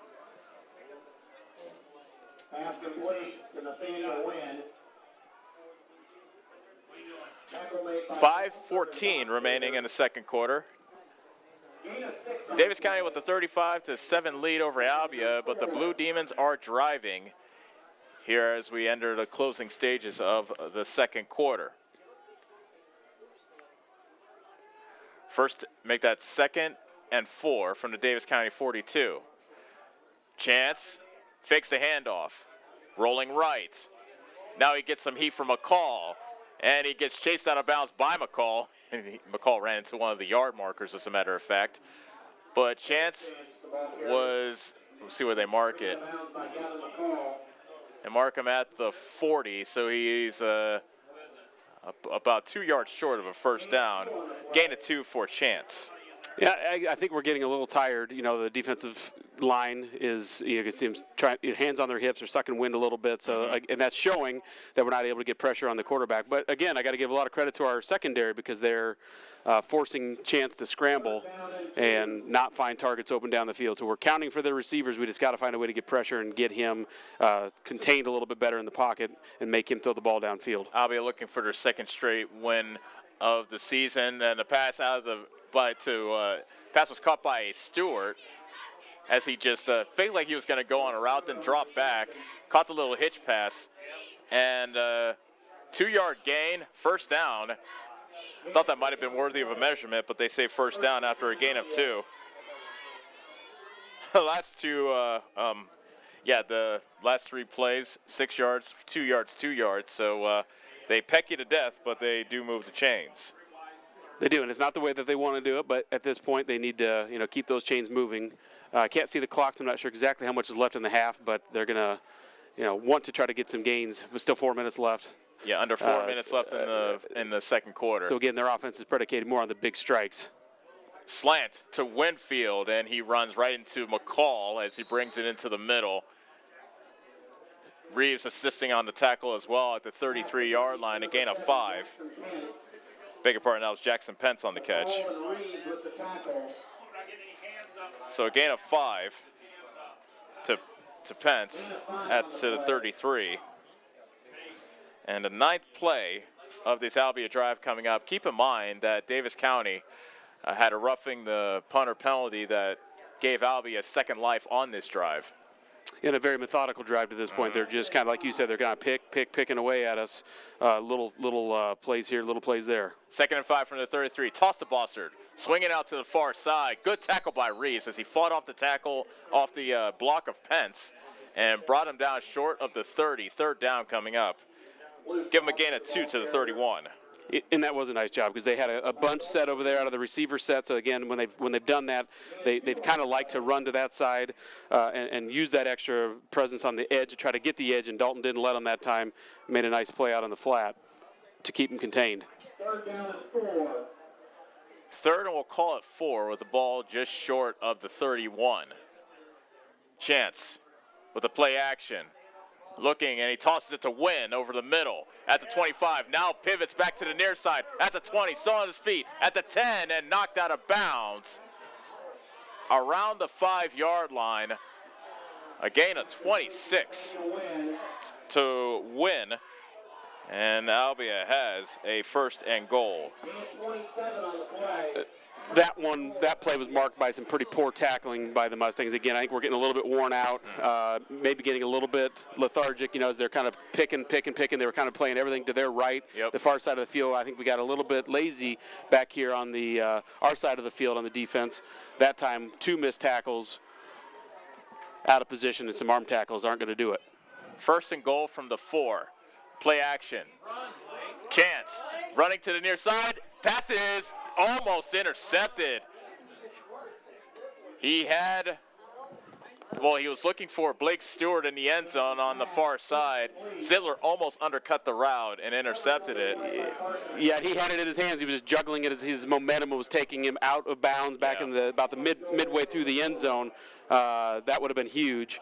And he did. He just really likes Blake Stewart as a target. And who wouldn't? He's 6'4". Yeah. But he definitely is going to be keying on him. So we need to make sure that we're keying on him. I do see Dalton kind of going to his side every play. Our one of our better corners on the defensive side of the ball. So we're definitely aware of where he's at. Play action. 2nd and goal from the 4. Pass is caught on the near side for the touchdown. Nate Wynn.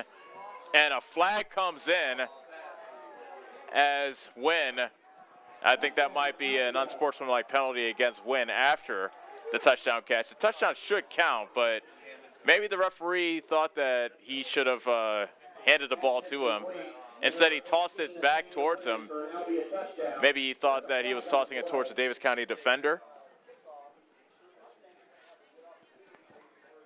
Touchdown is good. Wait, so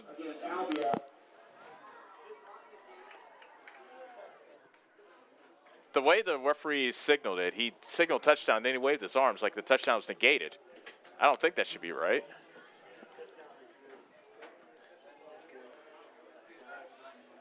Yeah, the touchdown is good. So that's a 4-yard toss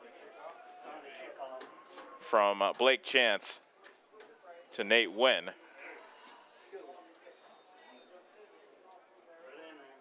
Fisher is in to kick the extra point. That was a 12-play drive by Albia.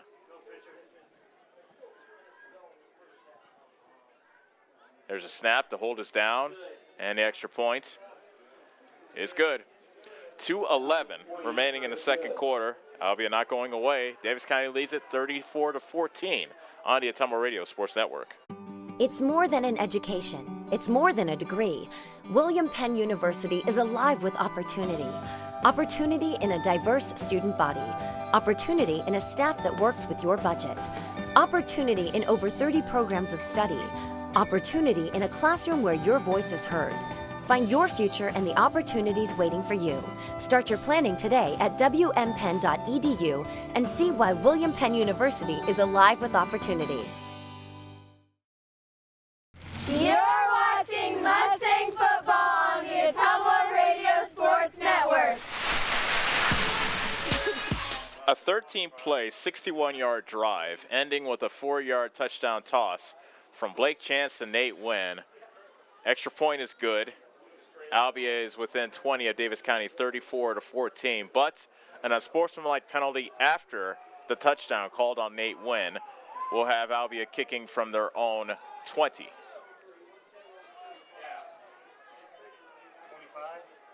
Beg your pardon, they're kicking off from the 25. Kicking off for Albia, number 19, David Fisher. David Fisher, after talking to one of the officials, gets the ball teed up. Back to return for the Mustangs. Collier and Glosser have moved up to about the 35. You figure Davis County might have some good field position as they look to maybe put some points on the board before the end of this half. Second quarter is brought to you by Dixon's Mattress. Don't think twice about calling them for a great mattress. Get a good night's sleep at a great price. Call Darren at Dixon's Mattress today. Fisher puts a foot to it. Low line drive, bouncer, nice diving reception there by Tyler Ball at the 45-yard line. Saved a lot of field position there, but Davis County starts at their own 45 with 2:11 remaining. Make that 2:06 remaining in the second quarter. And I just, a big point of emphasis here for me is I want to see our guys' energy level kind of pick back up just a little bit, carry it into the half, because I don't want us to think that this one's in the bag. Albia has plenty of offense to climb back into this one. And, we've done it kind of in an unorthodox fashion with special teams and defense getting involved. They're very capable of doing the same, so we need to keep our energy level up, take this into half. Give to McCall, bottled up and dropped in the backfield. And as I was just saying, I saw a lot of guys stand up right there where the ball was snapped. I didn't see sustained blocks. I didn't see guys firing off the ball like I did earlier in the game. I saw some belly bumping, as I like to call it. So I'm not sure who called the timeout, but a good timeout for us, regardless, to kind of maybe motivate our guys a little bit to say, guys, this is not in the bag. Wake up. We got to play football all the way to half. That's a loss of 3 back to the 42. Albia has all 3 timeouts remaining, so they can burn their timeouts and try to get the ball back. A couple things to keep in mind. First off, Davis County did the first, so they'll get the ball first in the second half. And with Albia, with those 2 timeouts, Davis County has to stay aggressive, get a first down or 2 to keep that ball away from Albia, so Albia can't take advantage before halftime. Definitely, and they have the momentum going right now, and they were very methodical on their last series. Did some things differently on offense to kind of shore things up. We were also tired, weren't giving great chase, gave Chance good time in the pocket. He was finding open receivers. So again, we got to take care of the ball first and foremost here on the offensive side of the ball, convert on first down and keep the chains moving if we can. If we don't score, at least try to get this into the half without having the ball in the Albia football team's hands. 2nd and 13 from the 42. They fake the jet sweep. Mater to throw. Deep down the middle. A overthrow. Caden Glosser at the 30-yard line. He was open on the post pattern, and that would have been a back-breaking touchdown, but just a bit overthrown. Flag is down, however, back near the line of scrimmage. An eligible man downfield against Davis County. Well, if you're Albia, do you take this penalty, or do you decline the penalty and make it 3rd and 13? They elect to take the penalty. So that makes it 2nd and 18. A small consolation, just so, even if Glosser and Mater connect there, it would have been called back, but still, we would like to see them complete that pass anyway. Interesting. I would like to have seen who was downfield. I don't know how that can happen that quickly, but regardless, we play again. 2nd and 18 from the 38. McCall with the handoff, and he takes it to the left side at the 50, the 45, and brought down at the 43-yard line of Albia. Damon Sovereign made a tackle, otherwise McCall might still be running. A gain of 18, make that 19 for McCall. McCall has runs of 24, 49, and now 19 here in the first half. Davis County moving quickly now. 1st and 10 from the Albia 43. McCall again. Good running room as he shakes a tackle at the 30. Diving forward to the 30. Make that the 27-yard line. A gain of 16 for McCall. Well, and a big tackle there, arm tackle made by the safety to keep him from gaining at least another 10, 12 yards. But a nice play there on the offense. Good job by our line.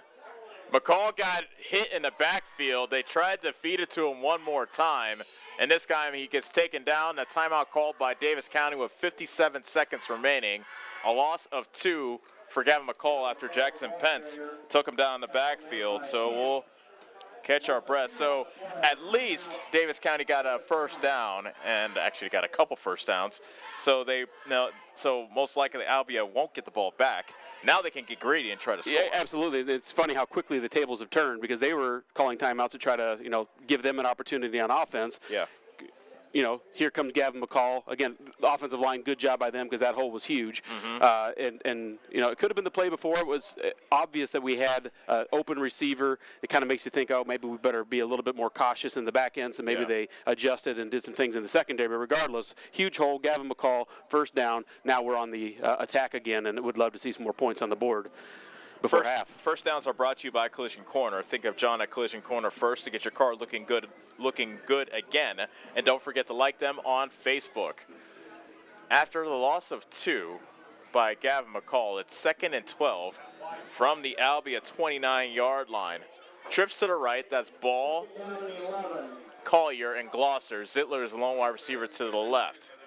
Smith is checked in as the running back. Mater with a straight drop back, looking, throwing deep for the right side, through the hands of Glosser. It dropped right into his breadbasket at the 2. All he had to do was fall into the end zone, but he dropped it, and a flag is down as well. Oof. Well, we're kind of stubbing our own toe right now, and I'm glad that it's happening at this point in the game and not early when we had things rolling first quarter. But again, you want to finish the half the right way, and we've had some opportunities here to make some plays, and have had the penalty bug kind of catch hold here of us late in the second half. Late in the first half. The line of scrimmage was 29. They take it all the way back to the 47, so an 18-yard penalty on that holding call. On 2nd and long, Mater drops straight back, guns it deep to the left side. Zittler leaps, he got it at the 15. Zittler climbs the ladder, comes down with it in between 2 defenders. And it's a first down at the 14-yard line, a gain of 34.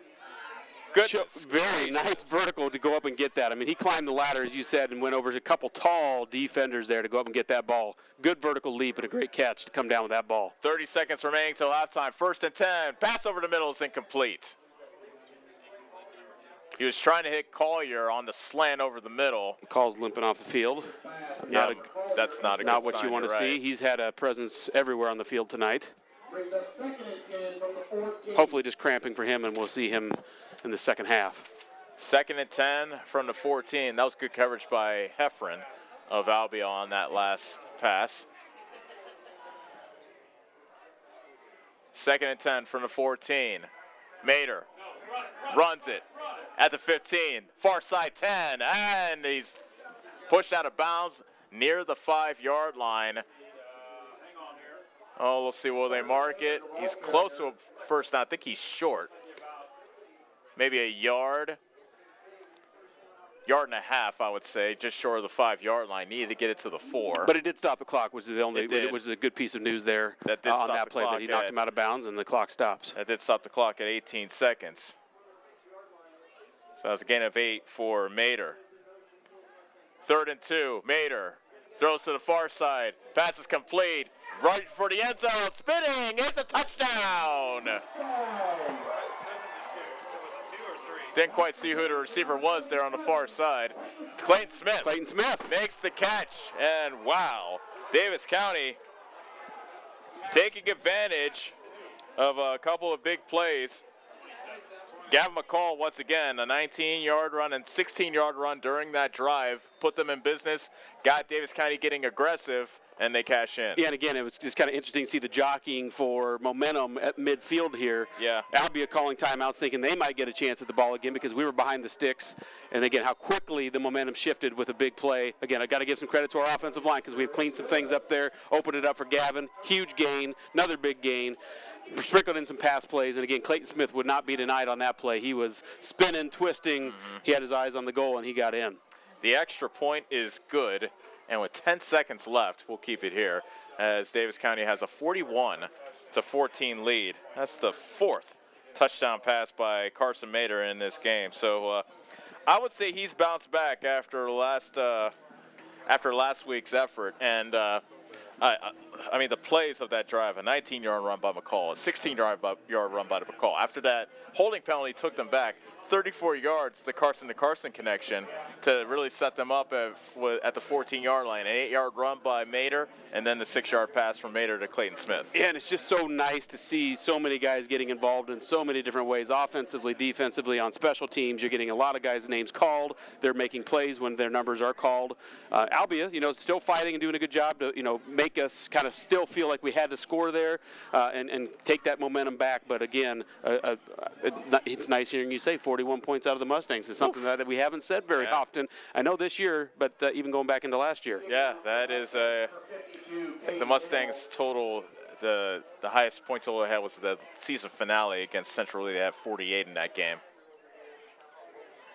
But 41 most definitely is the season high. Actually, they were a point away from their season high at the end of the first quarter when it was 27-0. The kick by Hill is a low squibber, bouncing at the 35, scooped up and running up the far sideline, getting banged out of bounds. Making a return was David Sovereign. 6 seconds remain on the clock. And Albia, we'll see if Albia tries to chuck it Hail Mary style. They're 52 yards away from the end zone with the ball at the 48. Well, some good news, too. Gavin McCall's back on the field. Good. I see him back at the linebacker position, so he limped off the game series before. Glad to see him back on the field here before half. Albia will say, let's just take a knee and head to the locker room. Davis County sprinting back to the locker room, led by Carson Zittler, who is leading the pack as they head to the locker room. Fired up Mustangs gang. And they played inspired football in the first half, and they take a 41-14 lead into the locker room. We'll take a break and come back to start the Panos Dance Studio halftime show right after this on the Ottumwa Radio Sports Network. This is Sherry Lawson. Hey, all you Davis County Mustang fans, the agents at Northside Insurance are just like you. We support the Mustangs too. We are proud to live in Bloomfield, where we help families like yours with auto, home, business, farm, life, and retirement. Get the professional coaching you need to win at life. Give us a call at Northside Insurance in Bloomfield and Centerville today at 664-2362. Go Mustangs! Nationwide is on your side. Nationwide Mutual Insurance Company and affiliates, Columbus, Ohio. Go Mustangs! Go Mustangs! Go Mustangs! Go Mustangs! Go Mustangs! Go Mustangs! Go Mustangs! Go Mustangs! Go Mustangs! The Davis County Mustangs would like to thank the community for their continued support.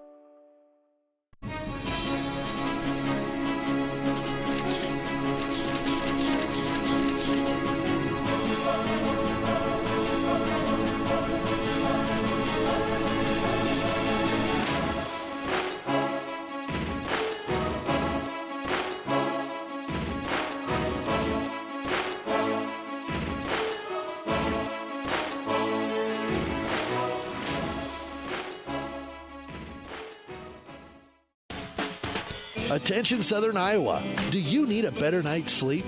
Maybe it's time to get a new mattress. Dixon's Mattress Outlet in Bloomfield has the most competitive prices on new mattresses in all different sizes. Darren sells camper mattresses, commercial bedding, rollaways, special order sizes, bed frames, and mattress protectors. Call Darren today and he'll meet you at the warehouse. Dixon's Mattress Outlet, 641-664-3060. That's 664-3060.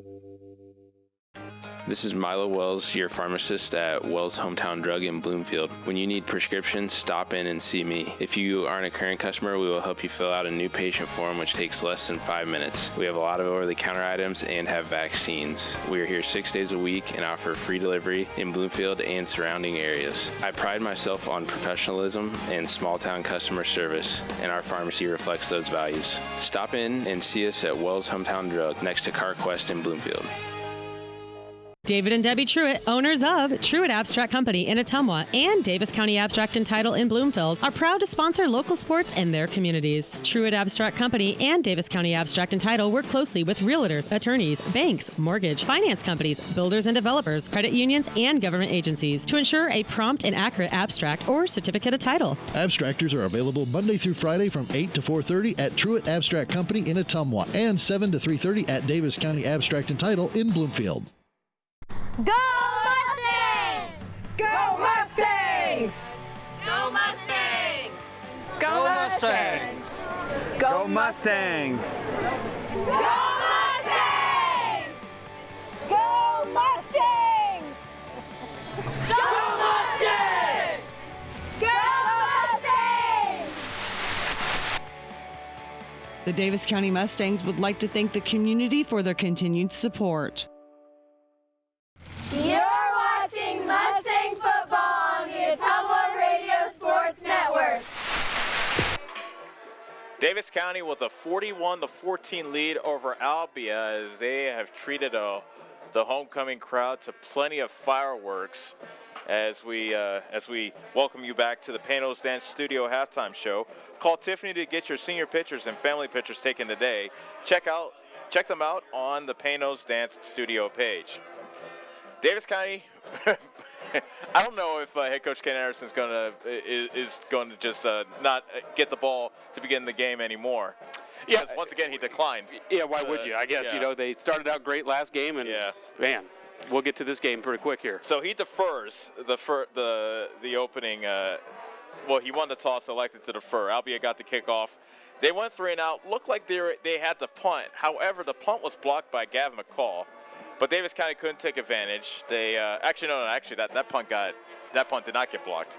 They took over on their own 30. They turned it over on downs. Had to give it back to Albia, and then Albia got their first punt blocked on their second possession, and Davis County recovered on the Albia 41. 5 plays later, Carson to Carson connection made her to Zittler for the first score. Yeah, and we like the ball in his hands again. He ran with purpose. He had his eyes up, found zigzagged his way through the end zone, and it was a race to the far pylon, and he's got good speed. Yeah, that Mater's favorite target of that first half was Zittler. 5 catches for 89 yards in that touchdown, as we alluded to before. A lot more big plays. The Carson to Carson connection. We'll get to that in a little bit. Albia got the ball back, and they went 3 and out. They lined up the punt. However, it was a bad snap. A fumble occurred. Caden Hill, who seems to be in the middle of everything, recovered the fumble at the Albia 36-yard line. 2 plays later, Gavin McCall, a 24-yard touchdown run. So the running game still, which was their strong point last week, still they had some big explosive plays in the running game so far this half. Yeah, and as you pointed out, there were some tweaks to the offensive line that are continuing to happen, and I'm sure those had something to do with that. But also the fact that we had our offensive passing game going had something to do with the running game being able to get established. But a nice job by the line. Most definitely. So then Albia got the ball back. And they did not get a first down. They lined up to punt, and again, Gavin McCall blocked the punt. Davis County took over at the Albia 13. However, they weren't quite able to take advantage. They turned it over on downs. And you thought, oh, well, Davis County really missed an opportunity to score there. But the very next play, Dalton Reeves, dropping back into the zone, following the eyes of the quarterback, Blake Chance, picks it off. Goes 17 yards to the house, and that really kind of made you think, okay, this might be Davis County's day. Yeah, because Albia is their identity on offense is throwing the ball, and if you can capitalize on their strength by taking away a possession, and not only that, but putting it in the end zone. Well, that's a huge turn of events and a huge motivation flip and a massive play in the game at that point. Yeah, definitely a massive play. So after the extra point, Davis County then led 27-0. Actually, no, it was 20-0. Albia got the ball back. Very next play, first play after they got the ball back, Chance threw another interception.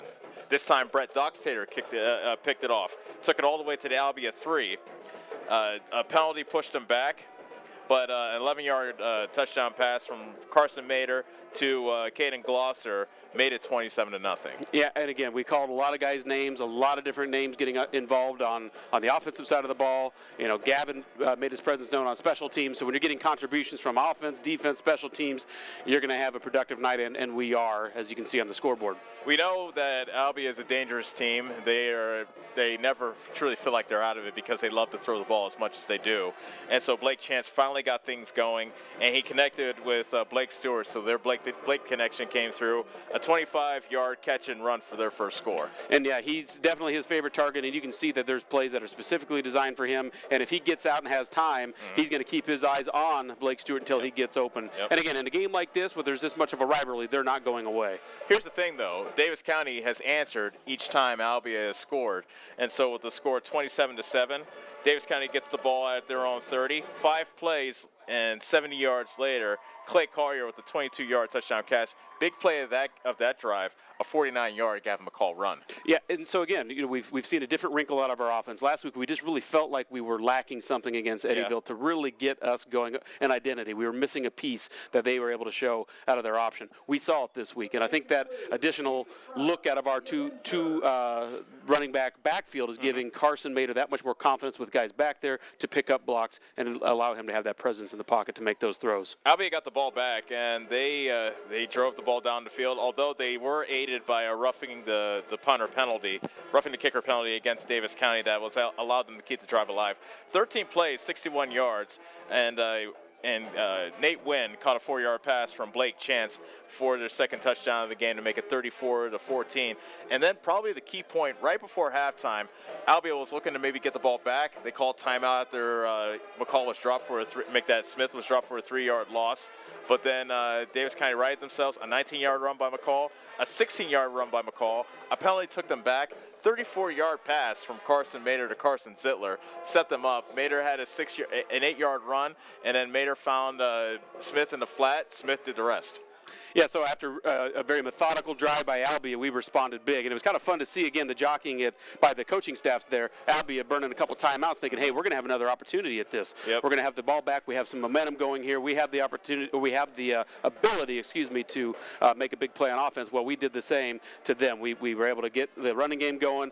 Carson Zittler went up. He climbed the ladder, as you said, or climbed the tree and went up and got it over 2 tall defenders back there. Showed good vertical presence there to go up and get that ball, keep our offensive line. We were able to punch it in. Caden Hill with the extra point to make it 41-14, and that's where we stand now.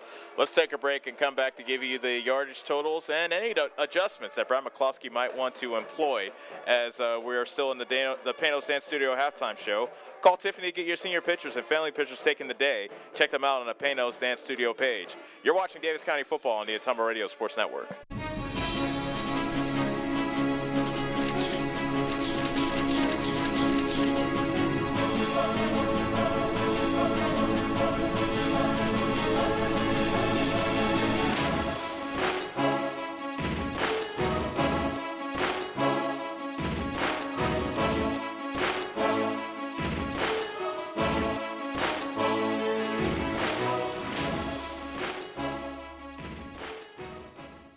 Nothing says summer like hitting the open road.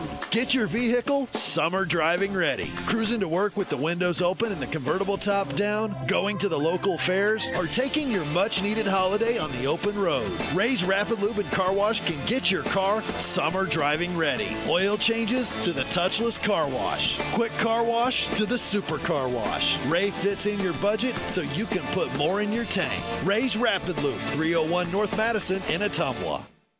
Whether you are a player, cheerleader, or coach, your friends at Petrita Orthodontics are cheering for you. We are proud of the students in our area and are happy to support them in their school activities. We want to see you smile on and off the field. If you or your child are in need of orthodontic care, call us for a free no-obligation appointment. We have many different options available to help your child's bite and smile. Call us today at Petrita Orthodontics in Ottumwa and Oskaloosa. We look forward to making you smile.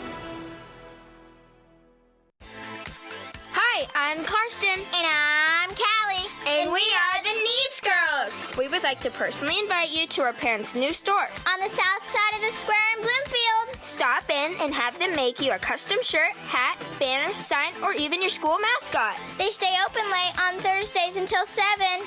We hope to see you soon. Neebs Graphics, making you stand out. Neebs Graphics on the south side of the Bloomfield Square. At Dixon's Floors and More, we don't mind being different, as long as the difference is better. With hundreds of brands to choose from, including the largest manufacturers in the industry, we transform the volume of products we carry into lower prices for you. Don't start your project without starting at Dixon's Floors and More. Mention you saw this video and receive 5% off your entire purchase at Dixon's Floors and More in Ottumwa. John at Collision Corner knows that when you get in an accident and need some work done on your vehicle, you want the process to go smooth and easy. That's why Collision Corner is your best choice. John is a preferred body shop, which means he can work directly with your insurance company. He will handle the claim from start to finish. Collision Corner knows you need your car back as soon as possible, and they will also pick it up and deliver it to you for free. When you have an accident, call John and his team at Collision Corner in Bloomfield. And don't forget to like them on Facebook. Keith's Foods in Bloomfield has been serving the Bloomfield area since 1969 with quality cut steaks, ripe seasonal produce, scrumptious bakery cakes and sweets, fresh dairy products, and of course tasty smoked meats. We also have available hunting licenses, stamps, money orders, and gift cards too. Open till 9 p.m. every day. We pride ourselves in providing small town service in a big way while keeping up with trends and latest items across the country. Yes, Keith's Foods is your hometown grocery store and so much more. Keith's Foods, where we always take your groceries out to your car. Proud supporter of the Davis County Mustangs. Are you installing a new septic system? The man to call is Jody at Geotech Sand and Stone. They have state-certified septic sand, as well as top-quality black dirt, fill sand, and washed gravel for landscaping. They also have large rocks to add to your landscaping. Geotech Sand and Stone has very competitive prices. Stop out and get a load, or have one of their contractors haul it for you. Call Jody today for more information at 799-1235. That's 799-1235. Geotech Sand and Stone, 3 miles west of Eldon on River Road. You're watching Mustang football on the Ottumwa Radio Sports Network. 41-14 is our score as we welcome you back to Mustang Stadium. Davis County has treated their homecoming crowd to a lot of points, actually their biggest season output so far, and it is only halftime. Welcome back to the Panos Dance Studio halftime show. Call Tiffany to get your senior pictures and family pictures taken today. Check them out on the Panos Dance Studio page. Ellis Kojo with Brad McCloskey, as well as Melissa Lambrecht, who is our producer. Yardage situation. Albia, like we thought, not really running the ball that much. 21 yards on the ground. Like we said, Blake Chance got some things going through the air towards the end of that second quarter. So he had 116 total. Had 2 touchdowns, but also 2 interceptions. What did you think about the effort that Albia had? That Blake Chance had in the game thus far. Well, the couple surprises that with him having as many opportunities as he's had to throw the ball this season, that he made some of the mistakes that he did make. Again, fortunate for us that he did, but a lot of that could be just credit to our scouting and our awareness of what kind of routes that they're wanting to run. We were kind of sitting on those routes, and we're just underneath there to make plays when plays came their way. But again, when he gets out in the open and he has time, he's going to find receivers, and they have a couple good-looking targets, especially number 25, Blake Stewart. For their Blake-to-Blake connection. He's a big target. He's a menacing target, and he's had a couple drops as well. So again, some things that just haven't kind of gone their way, uncharacteristic of them, which we're happy for because it kind of keeps them out of balance. And sure. But we did see what they were able to do when they do get things going. So we want to again limit those, try to keep them uncomfortable, keep pressure on him, and keep him throwing the ball away. On the other side, Davis County, 94 yards on the ground, 114 yards through the air. So already there, balance. That's what I see there. 208 yards total.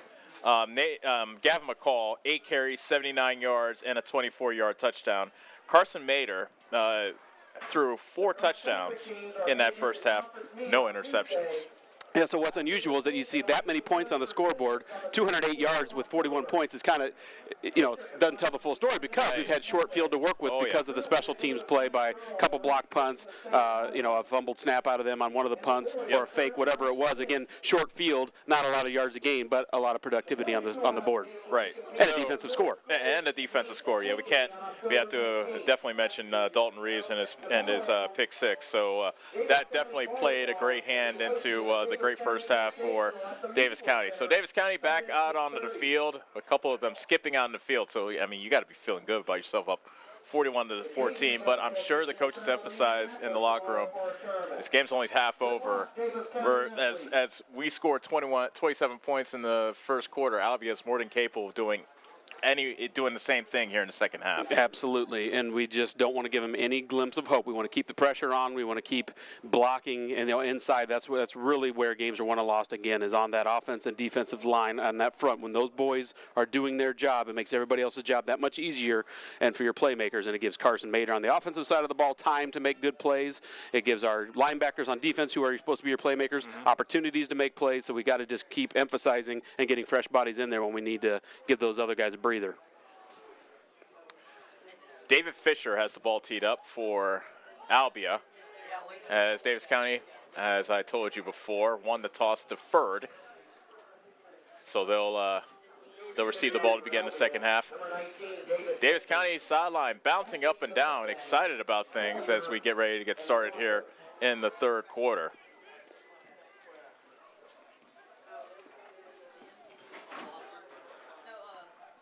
So Gavin McCall and Carson Mader really led that balanced attack with Gavin McCall's running and Carson Mader's passing.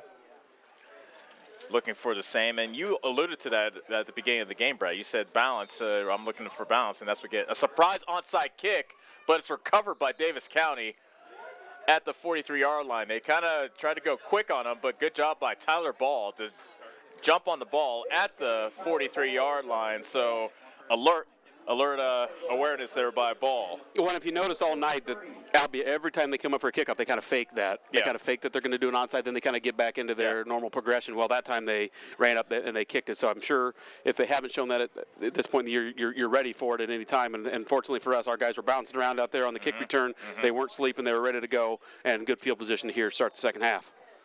Zittler and Glosser to the left. Ball and Collier to the right. First and 10 from the Davis County 43. Handoff, McCall. A big hole on the right side of the offensive line. At the 50, 45-40. Stiff arms the man down. At the 40, twisting ahead to the 22-yard line. Finally making the stop was Luke Bossert. Wow, you talk about a statement right out of half. Yeah. And again, I kind of blocked there at the end, so I didn't get to see the end of the run, but I saw the hole. And again, you pointed out before the game that there were going to be some adjustments that were going to continue to be made on the offensive line. Something's working because we're rolling on the ground. A 35-yard run for McCall. He stays in the game. He is to the left of Mader. 2 wide receivers to each side for Davis County. First and 10 from the Albia 23, looking to add to their 41-14 lead. Pass on the near side, caught by Collier, tackled immediately at the 20. Make that the call at the 19-yard line. So a gain of 4 for Clay Collier. Making the stop was Heffron.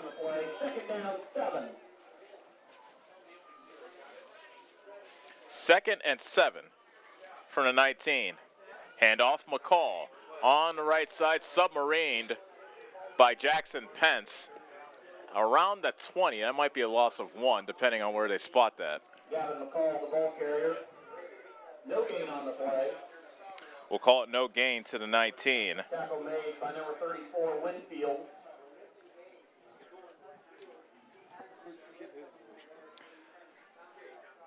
Third and 7 from the 19. 10:15 remaining in the third quarter. Davis County 41, Albia 14. Opening series of the second half.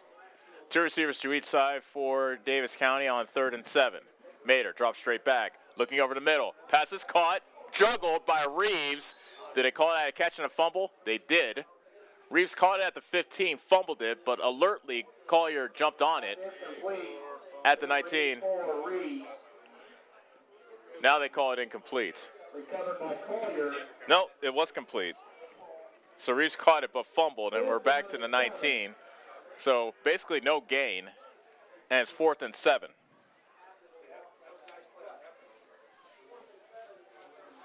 So 4th and 7 for Davis County.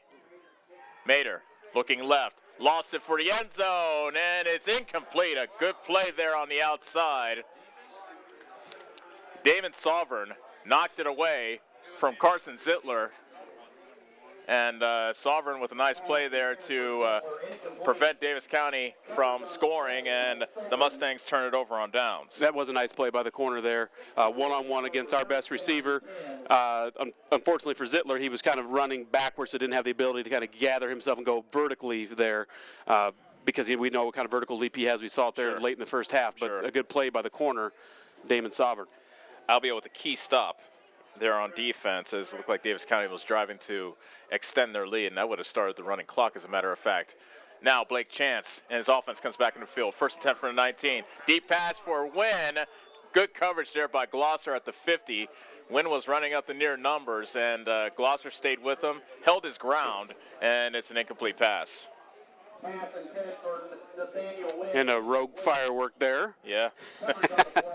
Just to keep everybody on their toes. Yeah, well, it does. And good job by Glosser there, but he had good positioning. He was inside the receiver.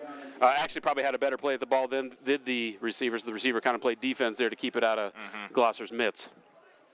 2nd and 10 from the Albia 19.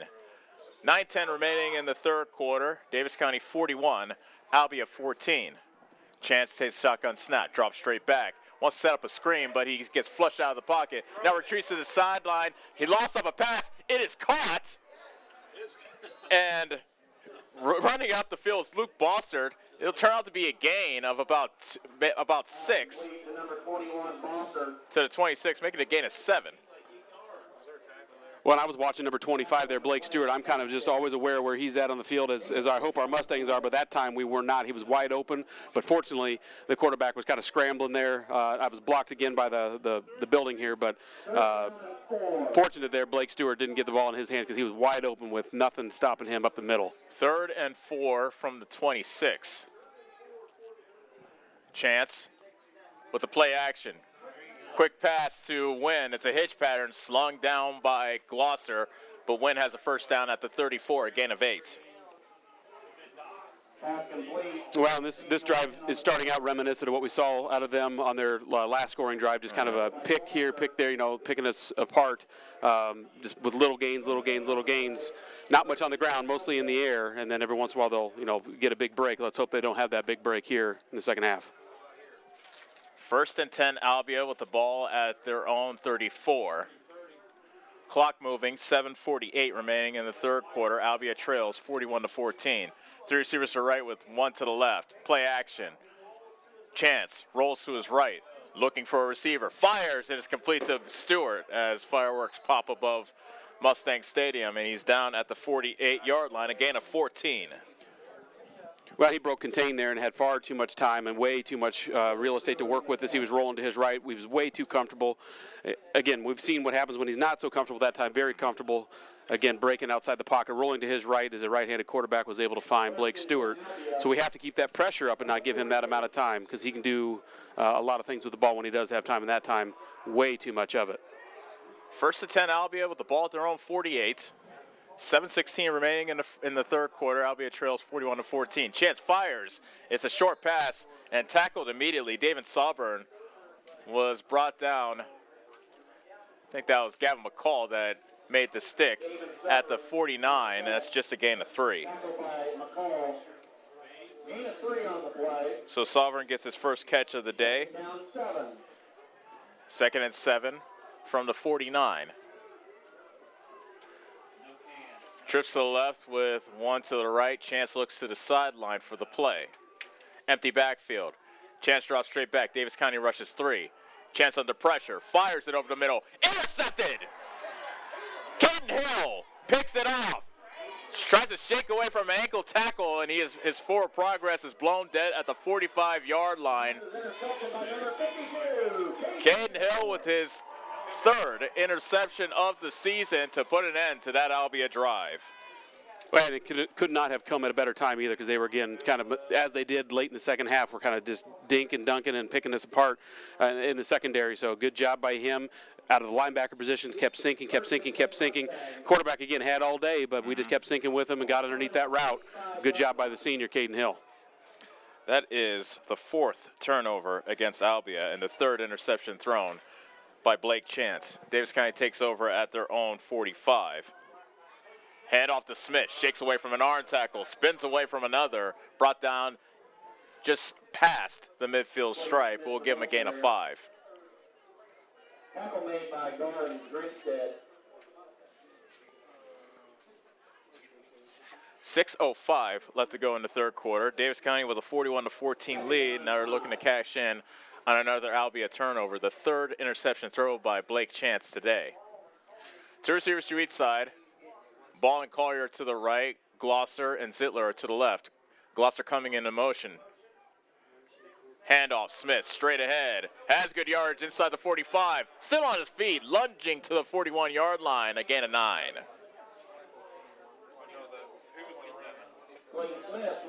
Again, nice job by our offensive line there. I was kind of watching their play, and they're doing more straight-up blocking, and they're sustaining blocks, getting hands on people, doing some double teams out of a 4-man front from the Demons there. So good job by our offensive line to sustain blocks and give us some ground and some holes to run through. 1st and 10 from the Albia 41. 2-by-2 is the Davis County wide receiver formation, with Clayton Smith now shifting to the right of Carson Mater, who is in the shotgun.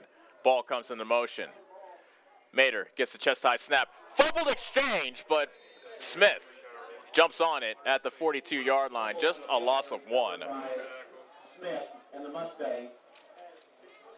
Yeah, fortunate to break there, because those are the breaks, again, that haven't always gone our way. That ball hasn't always bounced our way this season. It's nice to see that happening. So maybe a little bit of homecoming magic for us there, because that kind of bounced right where he could grasp it again on the ground.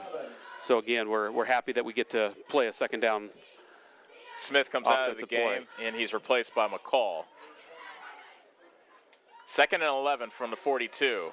Mater looking to throw. Throws it to the sideline. That has to be intentional grounding, and it is. He was looking to avoid the sack as he was under heat, but he did not get it to the line of scrimmage, and there was not a wide receiver in the area, and it was an easy call by the referee. And it'll be a loss of down against Davis County, and the ball should take them back into Mustang territory. So last scrimmage was the 42. We'll see how far back they march. Last call for the Davis County A Club selling cookie dough behind the press box. Last call, Davis County A Club selling cookie dough. They continue to march it now inside the 40, back to the Mustang 42.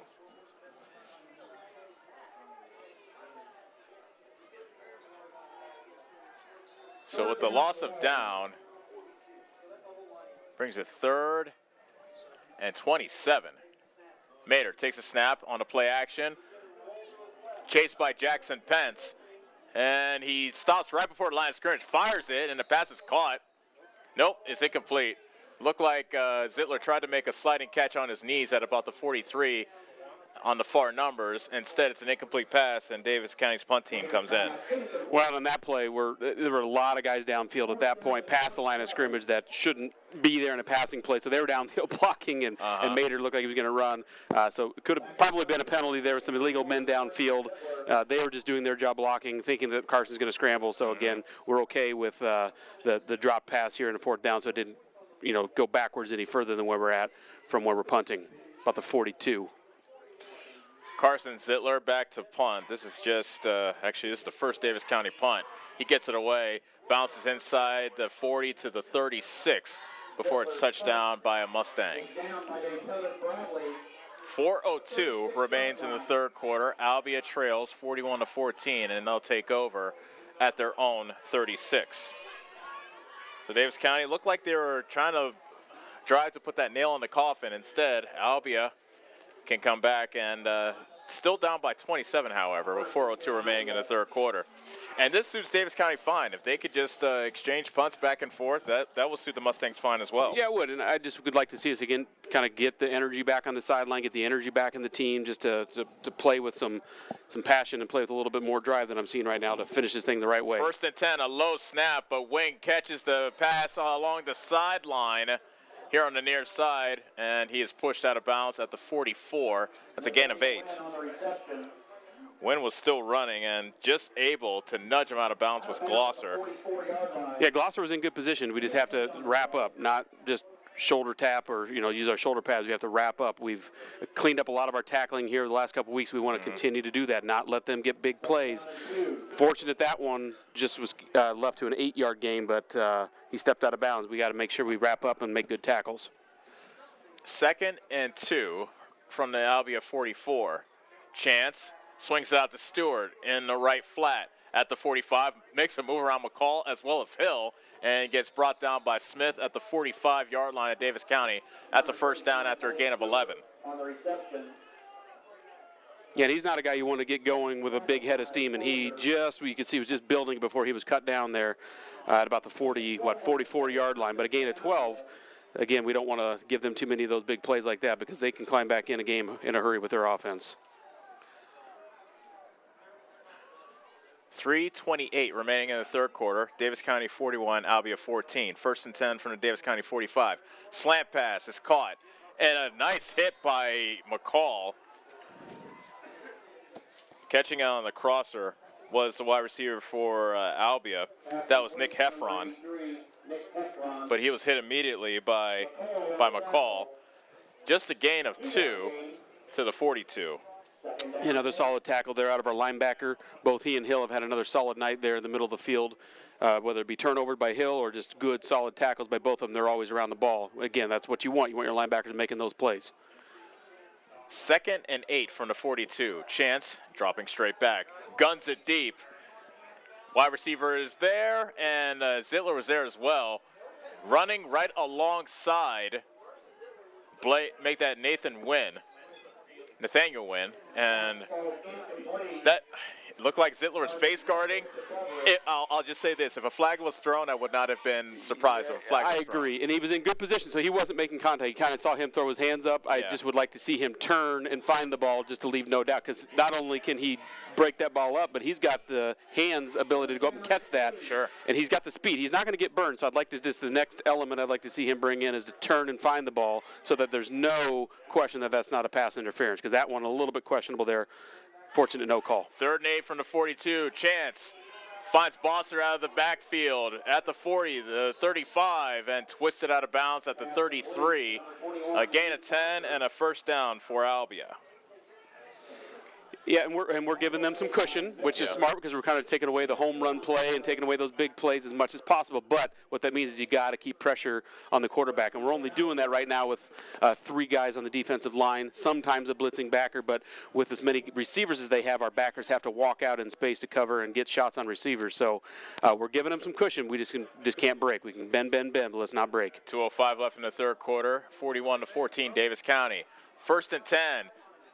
Stewart makes the catch at the 25, and he gets banged out of bounds by Reeves, and he's marked down at the 15. That's a gain of 17. And again, he was kind of running open. I saw a shot get put on him right at the line of scrimmage, but other than that, he was running free the entire time. So we have got to know where he's at because he has big play-making ability and knows what to do once he gets out in space. So we have to know where he's at and get shots on him and keep him covered up because he's the guy that can get that ball in the end zone in a hurry. Stewart right now is lined up in the right slot.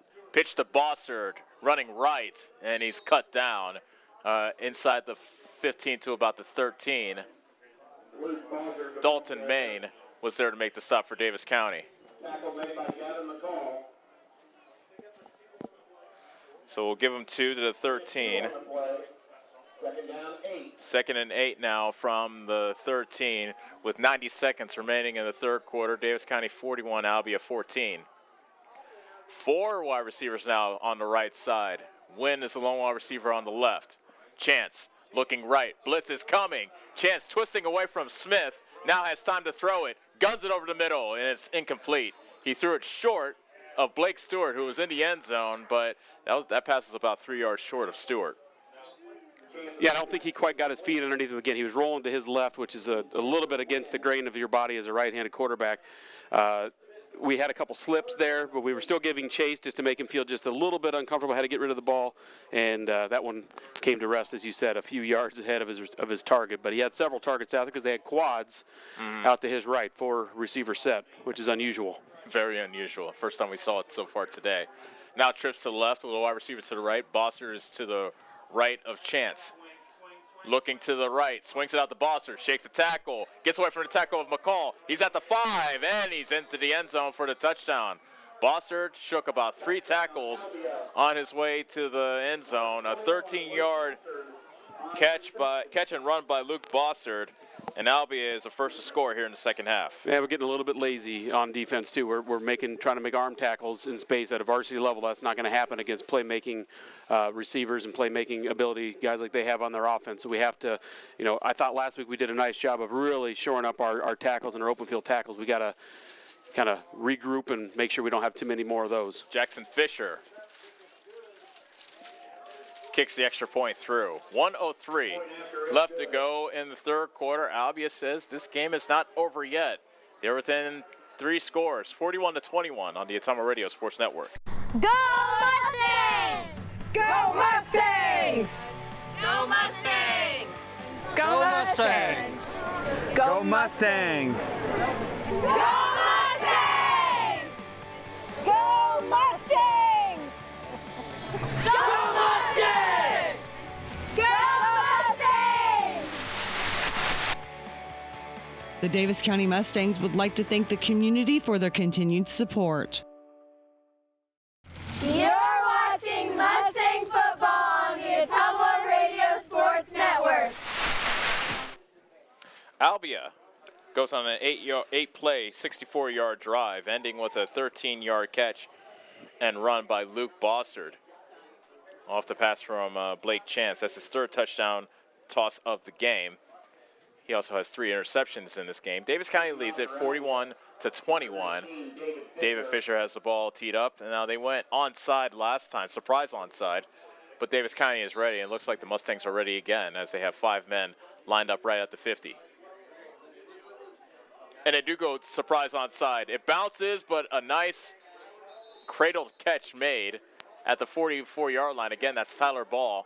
Number 10, Tyler Ball. So once again, he proves to be alert, jumps on the ball, and Davis County will start at their own 44. Very nice job by him because that one was actually a really good kick by the Albia kicker there to just have that nice hop and to give them time to get down there. So awareness again, good job in the middle, and we'll take the ball close to midfield. 1:02 left to go in the third quarter. Davis County takes over at their own 44, leading 41-22. Carson Mader has 4 touchdown passes in this game to 4 different receivers. Mader takes a snap, hands it off to McCall, running straight ahead at the 50 and brought down right at the midfield stripe. Quick gain of 6 for Davis County. Making the tackle was Liam Winfield of Albia.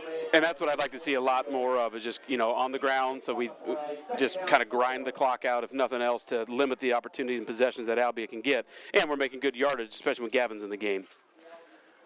2nd and 4 from midfield. Trips to the right with 1 to the left. Zittler is the lone wide receiver on the left. Ball, Collier, and Glosser to the right. Mader hands it off to McCall. Running straight ahead. First down and more. Brought down from behind at the 40-yard line. That's a gain of 10 for McCall and a first down. Flattery makes the stop for Albia. But McCall approaching 100 yards in this game. Actually, he's over 100. I was just going to ask you. I knew it had to be getting close. He's just had enough big plays, and again, that speaks a lot to our offensive line because both he and Smith have had nice gains in the last couple series and going back into the first half. So we got to see a lot more of that again, just to keep the ball and the clock grinding out. Speaking of the clock, that's the end of the third quarter. Our score at the end of 3: Davis County 41, Albia 21 on the Ottumwa Radio Sports Network.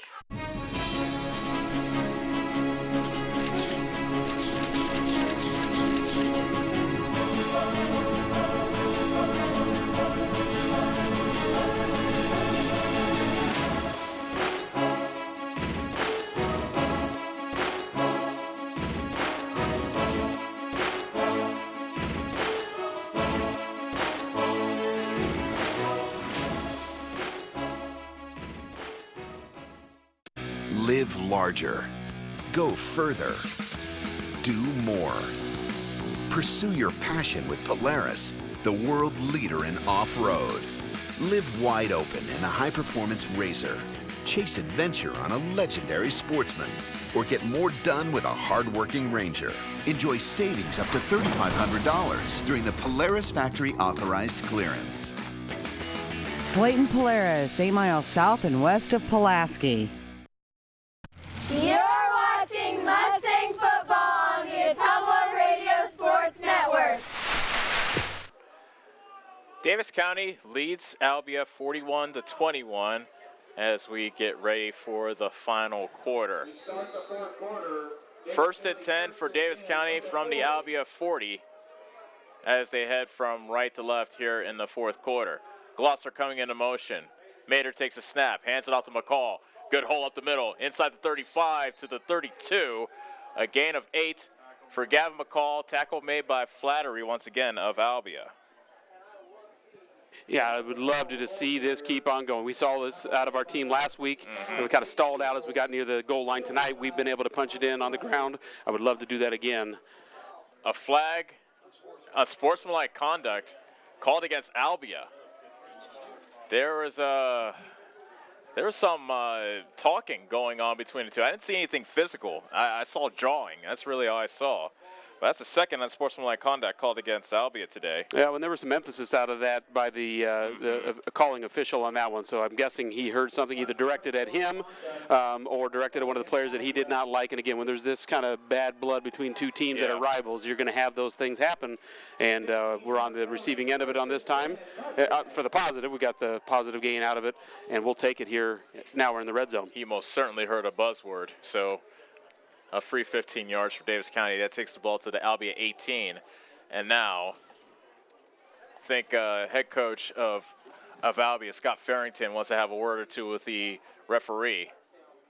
Probably wanted to know what one of his players said to draw the flag. So now we play. Clock running, 11:40 remaining in the fourth quarter. Davis County up 41-21 and driving.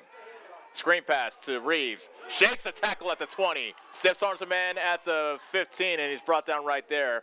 He couldn't quite escape the grasp of David Sauvern at the 25, make that the 15 here on the near side at the numbers. But a gain of 2 for Reeves, a very eventful 2 yards for Dalton Reeves. Yep, nice move, nice lateral move, good stiff arm, good tackle though by number 14 in the open field to bring him down. 2 sophomores there out in the open field, and a good open field tackle by the Albia player. 2nd and 8 for Davis County. The ball is on the near hash. Handoff, McCall, big hole on the right side. He races into the end zone untouched. Touchdown Mustangs. 15 yards, Gavin McCall. Wow, and I'll tell you what, there were at least 1, if not 2 pancakes on that ball, and I actually heard somebody comment down on the booth down the way. Yeah. Number 77, Spencer Bowes, had himself a pancake there, and he was a name that we brought up in the pregame that was somebody that coaches targeted specifically to light a fire under him, and he has been playing as an inspired player tonight. That time had a big pancake block and a big hole for Gavin to rumble through untouched to the end zone. It's late in the night, but it's okay to have breakfast for dinner, especially if it's a pancake. There's Hill with the extra point. Blocked. And it's blocked. You're right. 47-21 is our new score with 10:49 remaining in the fourth quarter. We'll be back on the Ottumwa Radio Sports Network. Hi, this is Chris Ledke, owner of Pulaski Lumber. I would like to personally invite you to see our updated inventory. We have a nice selection of tools, plumbing, flooring, tile, accessories, and as always, we can order in anything you might need. Josh is also available to offer you professional 3D drawings to design your new home, deck, or addition. We don't charge huge architect fees, but are confident you will be happy with our work. We look forward to meeting you at Pulaski Lumber, your start-to-finish lumberyard.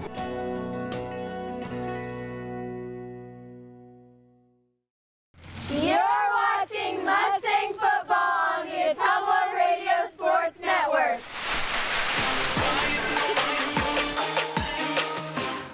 With his second touchdown run of the game, this one being a 15-yarder. And the extra point was blocked, but Davis County adds to their lead to make it 47-21 with 10:49 remaining in the ball game. Things are starting to get a bit chippy between the Mustangs and the Blue Demons, so I think the referees are making, as you can see, the referee there is talking to the Mustangs that are huddled up, or one of the officials is, just, you know, there's only 10:49 left, let's cut the nonsense down, and let's not do anything stupid. Yeah, good job by them, really. I mean, that's what they're there for, is to help keep the players, you know, grounded and let them know, hey, remember, we should be having fun. It's a game. Let's not get outside the confines of the game and do anything silly. Caden Hill has the ball teed up. By the way, that was a 5-yard, 56-yard drive by Davis County, ending with that Gavin McCall 15-yard run. Hill pops it up, and it comes down to Grinstead, and he runs it out of bounds at the 36-yard line on the far side.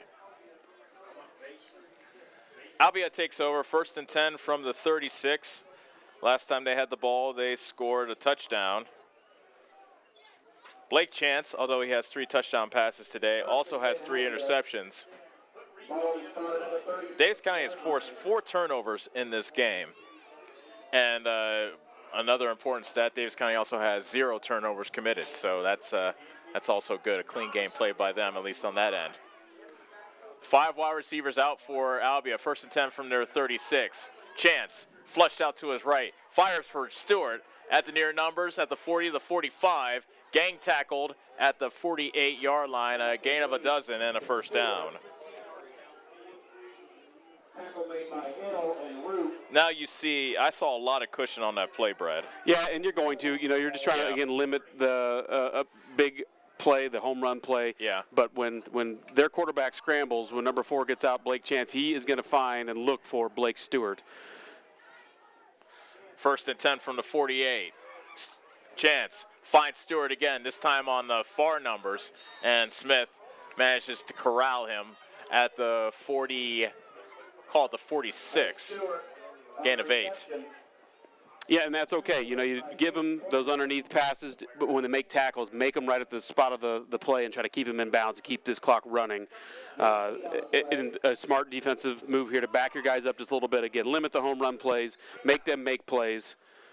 A timeout called by Davis County. I heard assistant coach Todd White not very happy up here in the booth. He saw something with his defensive alignment that he did not like, and he told them angrily to call timeout, which if Todd White tells you to call timeout, you call timeout. Apparently you do.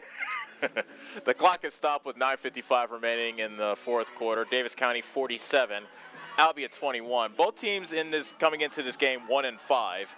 And you figure it would be an evenly matched game, but really that first quarter has been a difference thus far. Davis County jumped on Albia early, took advantage of a lot of mistakes, and they led 27-0 at the end of the first quarter. An impressive statement to come right out and set the tone at your homecoming game here in very different weather conditions, favorable weather conditions, I guess, if you're a Mustang fan, because, man, they came out and they made a statement right away in that first quarter and did it on every way they could. Offense, defense, special teams, everywhere there were players making plays when they had the opportunity to make them.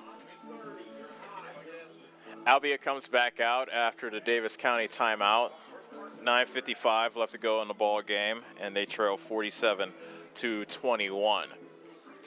What I've been noticing Davis County's been doing, they've been rushing 3 and dropping 8, and that's really been confusing Chance. Yeah, it has, but it also gives him a lot of time. Yeah. But it also, we've been prepared on the back end in the secondary to make him throw not big home run plays, but underneath routes for 4, 5, 6 yards, which is okay at this point in the game. Keep it in bounds. 2nd and 2 from the 43. Pass caught. That's Stewart. No big surprise there as he is tackled at the 30. A gain of 13 for Blake Stewart, his 11th catch of the game. Yeah, and at some point we're going to have to either get up tight on him and double team him because that's a pretty obvious target that we have to take away. And again, with the big playmaking ability out of him, my instinct tells me let's get somebody up tight on him and then maybe somebody over top. Chance rolling to the left on 1st down. Avoids Smith, now runs with it at the 20, the 15, the 10, the 5, touchdown. He tiptoed the far sideline and took it in from 29 yards out. You figured he was going to go out of bounds eventually, and he just kept on going up the sideline and eventually took it into the end zone. And some pretty lazy arm tackle plays attempted to be made out there. That's one where Coach Anderson will look at that tape and go, okay, well, guys, what was that? When you have chances to make hits, especially on the quarterback, you have to make hits. And they were trying to arm tackle him and pretty poor attempts at tackles at that. And as a former defensive player, again, when you have chances to make plays on the open field, they have 3, 4 guys out there that were just kind of Olay, as I call it, an Olay tackle, just letting them kind of wave through their arms like he's in a ring with a bull, just running through the cape. But got to make tackles when you have opportunities to make those tackles. Fisher boots through the extra point to make it 47-28. 9:12 remaining, so this game is not over yet. Davis County still has some work to do. We'll be back on the Ottumwa Radio Sports Network. The busy farming season is here, and Nutrien Ag Solutions in Bloomfield is the best place to go for all your seed and fertilizer needs. They're focused on one thing and one thing only, providing their customers with the best products and services to grow the best crops possible. Farmers call them today for liquid and dry fertilizers, starters, small seed, and corn and soybean seed. They also offer crop protection chemicals and custom applications. See why other area farmers are turning to Bob Lawson and the staff at Nutrien Ag Solutions in Bloomfield, where results in your field are always their first concern. You're watching Mustang football on the Ottumwa Radio Sports Network. A 29-yard touchdown run by Albia quarterback Blake Chance has brought them within 19, 47-28, with 9:12 remaining. Davis County has led by as many as 27 in this game. And Albia still fighting. And I imagine we'll see another onside kick here from the kicker, David Fisher. Yeah, and that would be my guess as well. We still have 9 minutes left in the game, so plenty of time here left for them to if they can steal a possession here and do something with the ball, which they did there. But regardless, we have got to have our energy return and make plays and make tackles on defense, because that last series was kind of just given to him. So here, we ushered him into the end zone. So again, we have to find that fire. And as you pointed out, our coaches had some words to motivate our boys out there to say, hey, let's not just count this in the bag.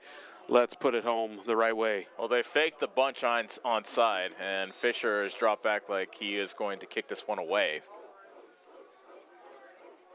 This might be a more conventional onside kick. A low pooch punt, and it's just gathered in by Smith, and he immediately drops to his knees down at the 38-yard line, and that's where Davis County will begin their first possession of the fourth quarter. They began the fourth quarter with a 15-yard touchdown run by Gavin McCall, as that possession was a carryover from the third quarter. So Carson Mader, plenty of good things you could say about Mader and his play, but Davis County still has a little bit more work to do if they want to put this game away. Two receivers to each side for Davis County, with that's Smith to the right of, I beg your pardon, it's McCall to the right of Mader. McCall shakes away from Flaherty. He fumbled the ball, but was able to dive forward and recover it at the 43-yard line. He dove after that like it was his own baby, and he jumped on it to make sure that it didn't get turned over. And I'd like to see a steady dose of that, not the fumbling, the running. Yeah, you better part of it. emphasize that. Yes, please. No, none of that. We can't take that up here. But I'd like to see the ball on the ground, and especially in Gavin's hands, he's a good, steady running back for us. Call again with a head of steam up the middle into Albia territory, twisted down at the 46-yard line. Gain of 12 for McCall. And the clock continues to move. We're at 8:50 left to go in the fourth quarter. Davis County with a 47-21 lead. Two receivers to each side. Glosser and Zittler are on the left. Collier and Baller to the right. First and 10 from the 47. McCall straight ahead as he stutter steps in the hole. Now goes forward to the 40. A gain of 7. Yeah, real nice sidestep there. You got to sidestep the tackler. But again, I think our offensive line had a lot to do with that because they weren't. They were letting their presence be known. They were getting hands on guys that are trying to make plays on Gavin. Gavin sidestepped it there. And again, we're chewing out clock here, which I like to see. We're just grinding it out on the ground. Good game plan. Same formation, 2-by-2, with McCall to the right of Mater. And they're taking their time, too, letting that clock churn as we're inside of 8 minutes now left to go in the fourth quarter. Davis County 47, Albia 28. Pass on the far side, caught by Glosser, runs at the 40, twisting around and has a first down. Fancy running after the catch by Glosser. Down at the 36, that's a gain of 5 and a first down. Yeah, and he stayed in bounds there. So they're not going to give him the first down, which is interesting because he was right at it or past it. After, actually, it looked like to me after he hit the ground. Maybe they're going to measure this. But regardless, I like the play call there because they were. Now they say it's a first down. Okay.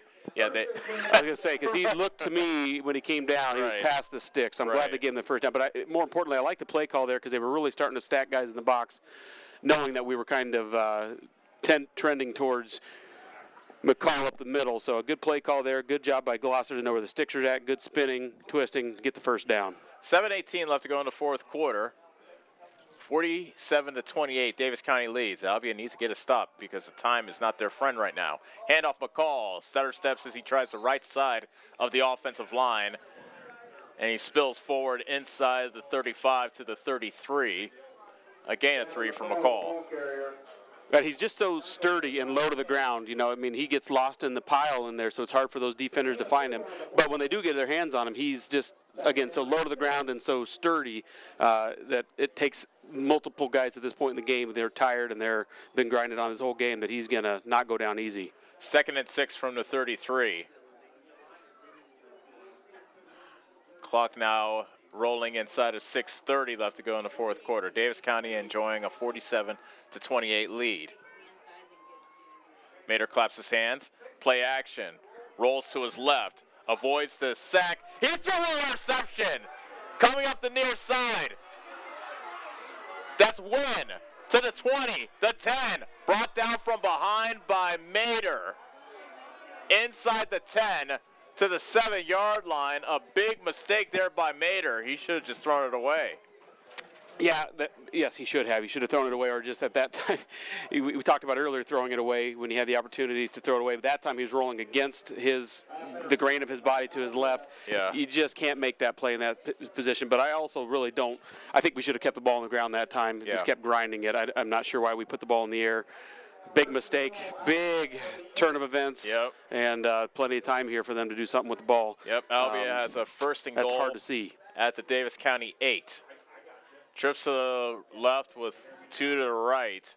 Empty backfield for Blake Chance. He drops the throw, blitz coming. Chance is flushed to his right. Looking for a receiver, now retreats, throws, and it's complete to Stewart. Inside the 5, reaching for the end zone. He fumbled into the end zone. They called a touchdown. No. They called a touchdown. No. The referee on the far side called it a touchdown. Oh my goodness. And the Davis County crowd is voicing their displeasure. So that's an 8-yard touchdown pass. I could see from here that I'm pretty confident he didn't break the plane on that. And not only that, but it was a fumble. Nevertheless. Wow. Yeah, wow was right. Blake Stewart scores the touchdown. The point after is good, and just like that, Albia is within 12 with 5:43 remaining, and things are getting a bit tense here in Bloomfield. We'll be back on the Ottumwa Radio Sports Network. The busy farming season is here, and Nutrien Ag Solutions in Bloomfield is the best place to go for all your seed and fertilizer needs. They're focused on one thing and one thing only, providing their customers with the best products and services to grow the best crops possible. Farmers, call them today for liquid and dry fertilizers, starters, small seed, and corn and soybean seed. They also offer crop protection chemicals and custom application. See why other area farmers are turning to Bob Lawson and the staff at Nutrien Ag Solutions in Bloomfield, where results in your field are always their first concern. You're watching Mustang football on the Ottumwa Radio Sports Network. Carson Mader's first turnover of the game, an interception, is brought back to the Davis County 8. On the very next play, Chance found Stewart, and most of the crowd here thought that Stewart fumbled before he crossed the plane, but the one view who's mattered, the linesman on the far side, said touchdown. And with the extra point, it is now 47-35. David Fisher has the ball teed up. It's an onside kick that does not even go. It didn't even go 5 yards. Well, I think there are guys offsides too on it, which doesn't matter at this point, but missed the ball. So a break for Davis County. And so Davis County up by 12, and we'll see where they mark the ball after that penalty. Fisher has made every extra point. He's been pretty good on the kickoffs, and actually he's kicked some good onside kicks as well. Absolutely has, yeah. Just that one time he kind of whiffed on. Yeah, he whiffed on it. That looked like me at the tee box on the driving range or the course. Whiff. Yeah, but you give yourself a mulligan. Unfortunately, no mulligans here. Yeah, Fisher can't do that. Well, we'd like to have a mulligan back, on the last offensive play that we had. But unfortunately, again, we don't have that either. But here we are again back with the ball, and almost a situation where you have to either punch it in or grind out a lot of clock. McCall with the handoff at the 40, the 35, the 30. Still on his feet, finding his way to the 25, and finally brought down. Win. Bigger part, and that was Chaz Fee that brought him down. And we have an Albia player down on the field on the far side by the 30-yard line. Look, you know what? I actually saw two Albia players go to tackle Gavin at the same time and kind of hit each other. And sometimes you see on TV in college or in pros, a lot of times that's where you see those head injuries. When guys are going to make plays, you hit helmet to helmet with a teammate, not seeing the angle that they're coming from. I think that's exactly what happened with a helmet-to-helmet collision with the two Albia players. So an 18-yard run by Gavin McCall. And the Albia players drop to a knee as the Albia staff attends to the fallen player. We didn't quite get the number of the Albia player that was hurt. One of the Davis County trainers now trots to the far side to try to see if he can assist the Albia staff, but whoever the player is now up, sitting up, which is a good sign. Clock is stopped with 5:36 left to go in the fourth quarter. Davis County has a 47-35 lead. If Davis County does pull this one out, Brett, then you can really look at the good. But then towards the end, they got a bit sloppy. You got the win, which is good, but then you can kind of get on your team as well for saying, hey, let's not get too high because there's a lot of mistakes that we made. Well, let's get there because if we have a turnover and give them another opportunity to score, then we don't even talk that. So we have to get there and take care of the football, and I'd like to see us just grind this thing out on the ground, which we're doing here on this possession after their score. I was just going to ask you that. Do you think Davis County puts it in the air again? I sure hope not, especially with him rolling to his left. If the ball's going to be in the air, I would like to see him in a position where he's rolling naturally to his right as a right-handed thrower, but not against the natural flow of his body, which was to the left that time. And, again, when you got a young quarterback, they're going to make silly plays sometimes, and that one, he floated it up.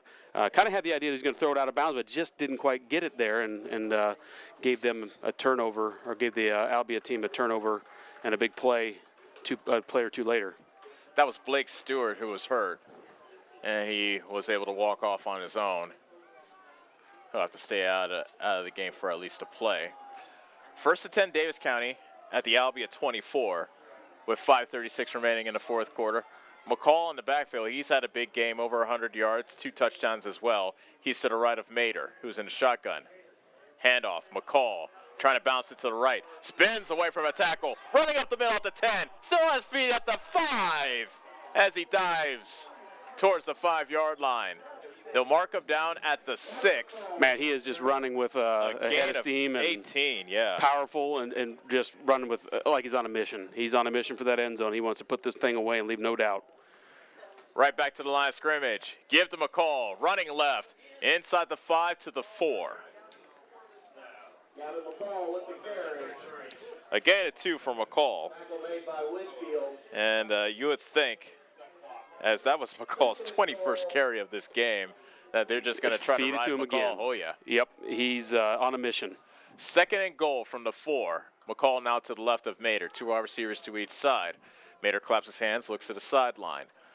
4:35 left to go in the ball game. Davis County up by 12, looking for what could be the back-breaking touchdown. McCall up the middle, and he reaches for the end zone, but couldn't quite get there. Gets down to about the 1.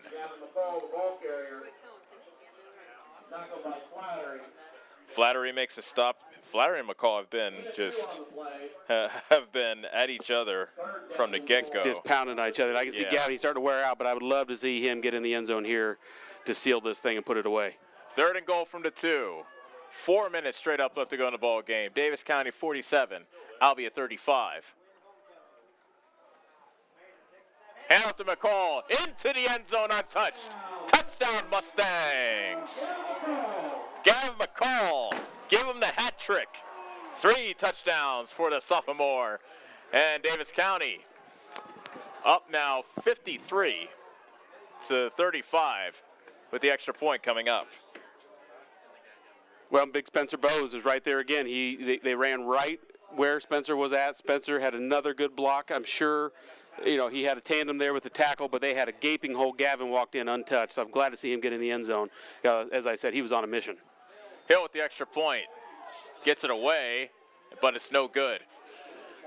And with 3:52 remaining in the 4th quarter, Davis County gets a score to make the people here feel a bit more relaxed. It's now 53-35 on the Ottumwa Radio Sports Network. Hi, this is Kendall with Citizens Mutual. It's a busy time of the year, so we want you to save as much time as possible. Whether you need internet, TV, or phone service, we can handle all of them for you. We also have a great selection of TVs ranging from 32 to 65 inch, as well as appliances. Stop in today, and remember, Citizens Mutual is owned and operated by its customers. So when you walk in the door, we don't just treat you like a customer, we treat you like you're the boss, because you are. We're looking forward to seeing you at Citizens Mutual, just off the square in Bloomfield.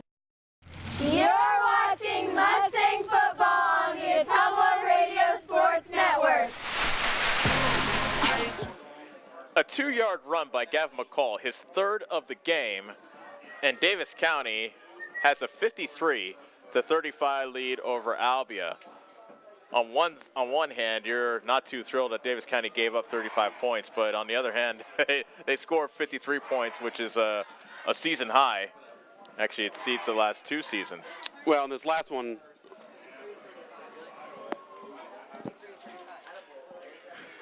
and then the last one was really a head scratcher because you had to, think, hey, why is he rolling to his left for the pass there? Again, you know that at some point you do have to pass the ball to kind of keep your drive going, and that we get that. But earlier in the game, we would have liked to have seen Mater throw it out of bounds. That time he was trying to floated it.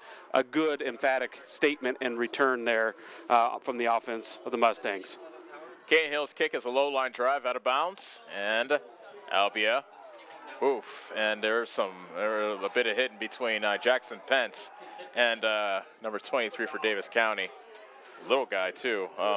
Gerald Roop. Gerald Roop, yeah. Roop is not that big. Only 150 pounds. Jackson Pence goes 6'3", 210. But Pence was the one that was on the ground. Yeah, well, you'll see that in these kind of games. Again, there's a rivalry, and there's no love lost between these two teams. 1st and 10 Albia after the kickoff out of bounds with the ball at their own 35. Give Albia credit. They've come at Davis County and not given up. Chance Throws the pass complete to Stewart at the 48-yard line. Everybody was yelling that they had 12 players on the field, but no flag. Yeah, I believe they did. Okay, Yep. well, that's not, we'll just say they. Well, now we have 10. We had 2 guys come off, so now we have 11. Okay. First and 10 from the Albia 48. Chance, under pressure, retreats, avoids Maine. Now has open lane to throw, but he pulls it down, fires it, and the pass is caught. And the right flat, that's Nate Wynn, brought down at the 41-yard line. That was almost like backyard football there, just scrambling around, trying to find an open receiver. Our guys are giving chase out back in the secondary, giving chase back in the backfield, trying to get the quarterback down. That's kind of backyard football there, just find someone open and sling it downfield. 3:05 left to go in the fourth quarter. Davis County 53, Albia 35. Chance on first and 10. Finds Wynn again on the far sideline, and he gets a nice form tackle made there on the far side by Caden Glosser. Yeah, good open field tackle, and again, keeping him in bounds to keep the clock running, keep this thing grinding out. That was down under 3 minutes now. 8-yard gain to the 34. Second and 2 coming up for Albia. Chance again to the far sideline. It's Wynn again, and he has a first down at the 26. That's a gain of 8. Beg your pardon, that was Heffron on the catch. Well, at some point, we're going to have to dial up a blitz or something to get him back on his toes and feeling less comfortable, because he's very comfortable right now in the pocket and has all the time in the world to make plays and just chunk these plays out. So I'd like to see us drop a blitz or something here to get him back scrambling on his toes. 2:29 left to go in the fourth quarter. Albia trails 53-35. Yep, here comes our blitz. Here is the blitz. Hill comes on the blitz, but Chance avoids him. He's flushed to his right, looking down the field, tucks it and runs. And he gets tackled out of bounds around the 20. We'll see where we mark him. Roop made the tackle for Davis County. And line of scrimmage is made at the 21, gain of 5 on the 5-yard run by Chance. Second and 5 coming up for Albia. Clock is stopped with 2:19 remaining. Second down and 5.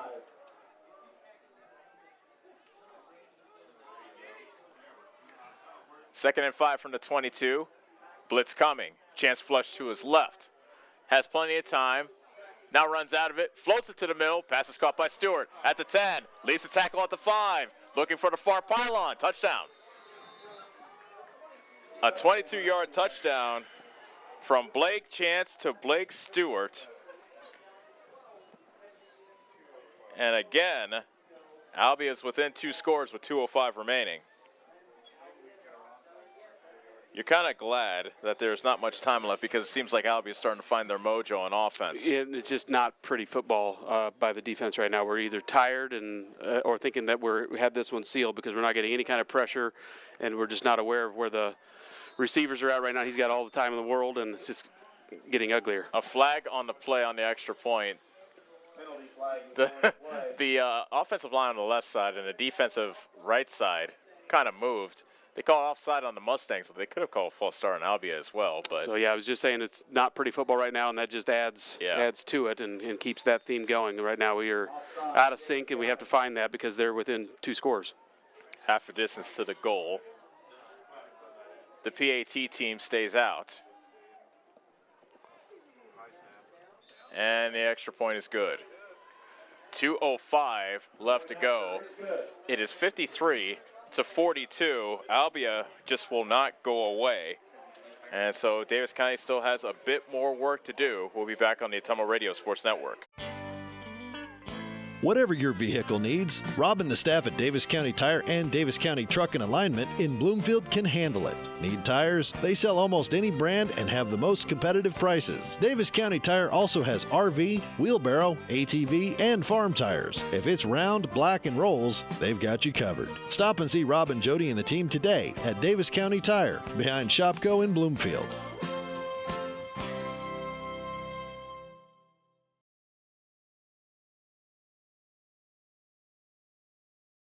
You're watching Mustang football on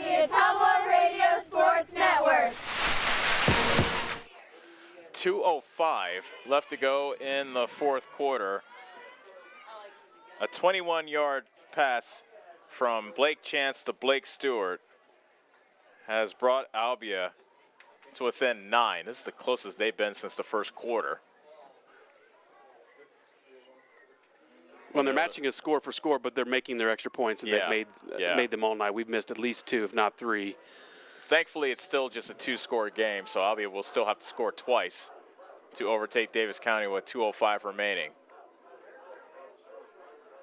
Fisher comes up to kick it away. That one's a bouncer. Good catch by Smith, who corrals it at the 46-yard line of Davis County and drops down.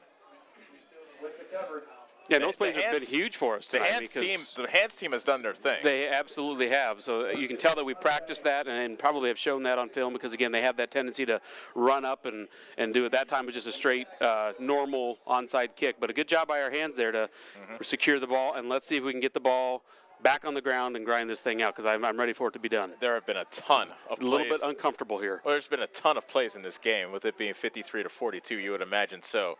Gavin McCall is the running back to the left of Mater. Handoff McCall, running up the middle to the 50, and just an ankle tackle prevented him from a bigger gain, but it's a 9-yard gain to the 45. Inside of 2 minutes left, 1:45 exact. And Mater claps his hands, then looks at the sideline. You imagine that Davis County will milk this clock for all it's worth, as the clock is their friend at this point. Inside of 1:30 now left to go in the fourth quarter. Davis County up 53-42. Handoff McCall. Running up the middle, slung down at the 40. That's where his forward progress is stopped. And I believe Albia called timeout. Yeah, again, some really nice blocks there by our offensive line. They're wearing out the Albia defense. They've been sustaining blocks all night, and actually that time I saw a really nice block by Caden Hill right in the middle, kind of a half pancake block. He had his guy on the ground. He let up. He didn't kind of pancake on top of him like Spencer had earlier. Yeah. But again, he's kind of shored up some things on that offensive line. If nothing else, help motivate those guys that maybe their position wasn't as comfortable as they had thought, and have forced them to shore some other things up. And I can tell our blocking scheme has changed from what looked, in the previous game to be zone blocking to more, straight up, man-on-man, double-team type blocks powering ahead. The clock has stopped with 1:18 left to go in the fourth quarter. Albia called timeout. And Davis County has a 1st and 10 at the 40. Davis County up by 11, 53-42. And they look to finish this game off. Clayton Smith.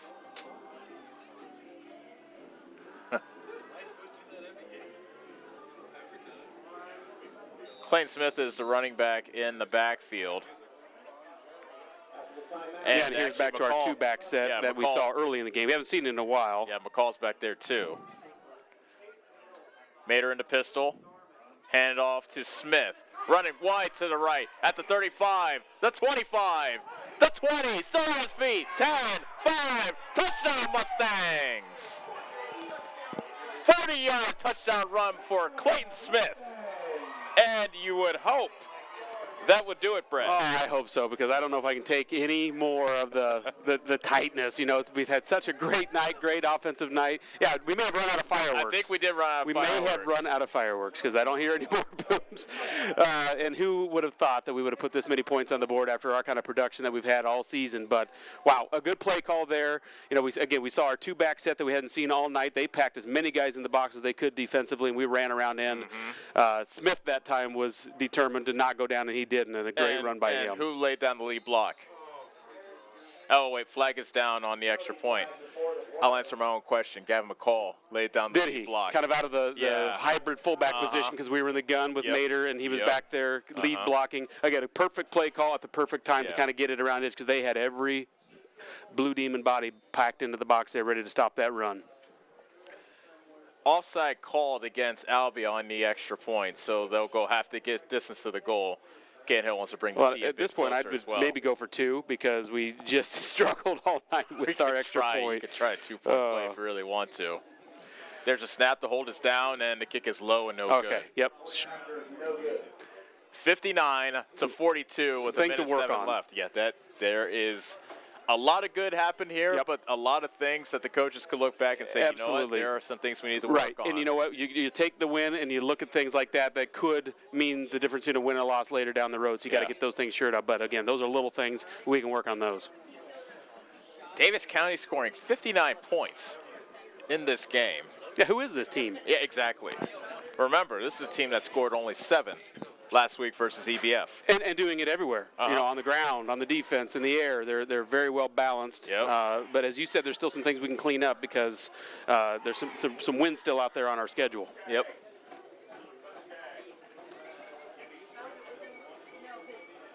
But give Albia credit, too, because they could have phoned it in when it was 41-14, and they kept on fighting. It was 41-14 at halftime.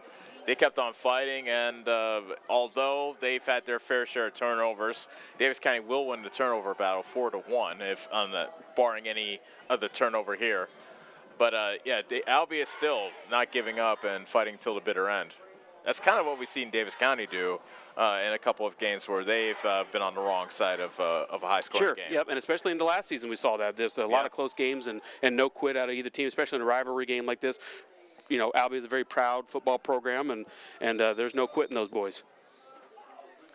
Hill has the ball teed up with 1:07 remaining in the fourth quarter. Davis County now leading 59-42. He slipped as he kicked that one away, but it just goes out of bounds anyway. And I like that result. Yeah. I've said that all night. I am good with that result because it seems that, for the most part, it's comfortable for us. We've had some good production out of when we had the ball for them starting on the 35.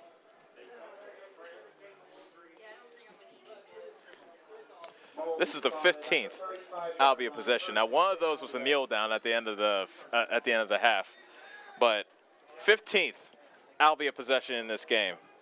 I have a scorebook that I keep track. I'm out of room. I don't have any more room in my scorebook. Yeah, and that's not the kind of game that we would have expected coming into this, right? Exactly. I mean, if I would have told you that, you would have called me a liar. Yeah, I probably would have called you a liar.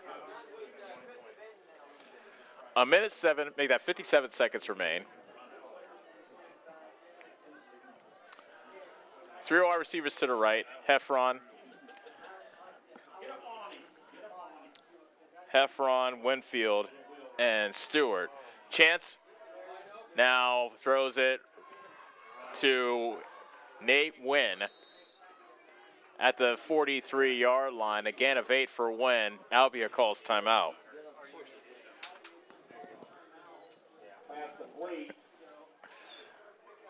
Tackle on the play by Reed. So that stops the clock with 49 seconds left. Dalton Reeves made the tackle on Wynn. That's Wynn's 10th catch of the game. Stewart has 14 catches in this game. Wynn has 10. By my count, Chance just completed his 29th pass of the game. Well, we knew there'd be a lot of opportunities and plays in the air for Albia, but that's a lot. Yeah. But when you've scored as many times as we have and given them the ball back as many times they have, it's been an offensive night. Been a lot of scrambling, a lot of kind of just making up plays as they come because you're playing some backyard football when you're scrambling around and guys are making up routes as they go and playing hard. If you like points, tonight was the night for you. Yeah, coming off a week last week where there were hardly any points to be found. It's just interesting no points in the second half. Yeah, right, exactly. Right. To here, we just want the points to stop. 2nd and 2. Heavy blitz coming. Chance gets away from it. Fires to the left sideline. Pass is caught. Stewart at the 25, at the 20. And he can't fight away from the ankle tackle of Gerald Roop at the 15-yard line. Roop hung on to his leg like an angry gopher. And would not let go. Angry gopher. That's a good one, Ellis. Thank you, thank you.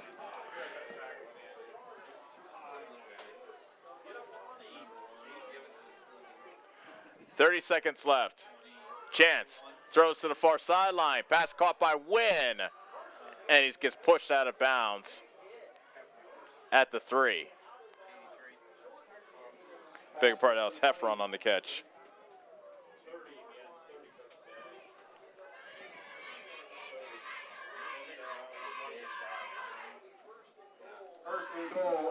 First and goal, Albia from the 3. On the 31st completion by Blake Chance.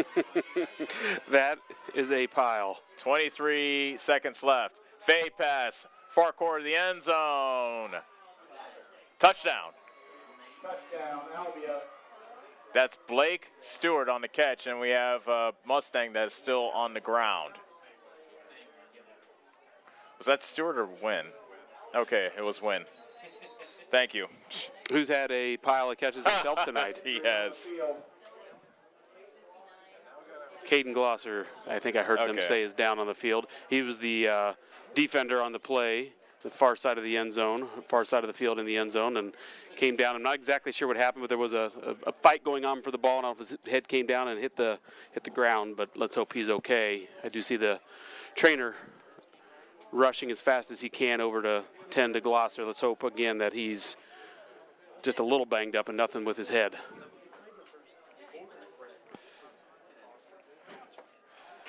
Key play in that drive was a 44-yard pitch and catch from Stewart, from Chance to Stewart. Stewart has to be over 100 yards now.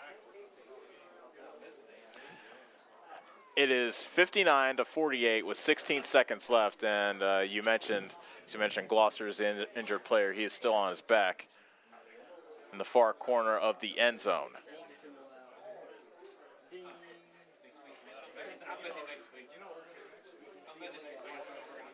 Davis County will be in Mid-Prairie next week to wrap up their road game, their road schedule, and then the week after, we'll be back here in Bloomfield to wrap up the season versus Central Lee. Looks like Davis County won their second game of the season, so they still have a chance to win their last two and finish on a positive note.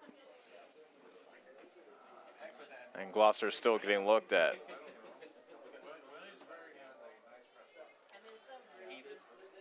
"16 seconds remain in the ball game." It looks like they're looking at his leg, so I'm glad it's not anything to do with the head or neck area. Yeah. Looking at his leg, from what I can tell here, he's limping off. Yeah, he is up now. That's a good sign, and he's not walking with any support from any other staff member, so that's also a good sign. Right.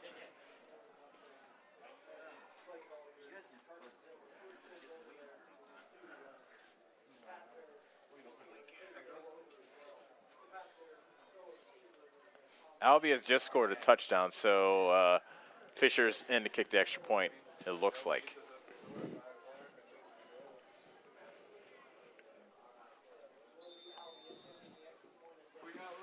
And Albia is into, yeah, it is David Fisher in to kick the extra point.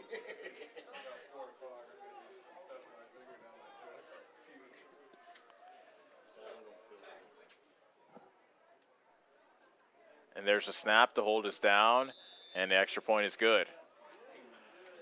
Let's take one more break. It is 59-49 with 16 seconds left. We'll be back for the final part of this fourth quarter on the Ottumwa Radio Sports Network.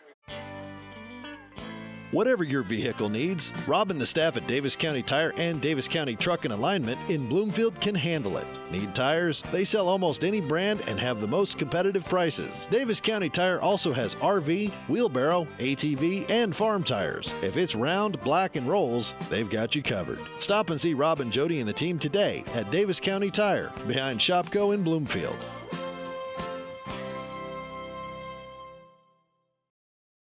You're watching Mustang football on the Ottumwa Radio Sports Network.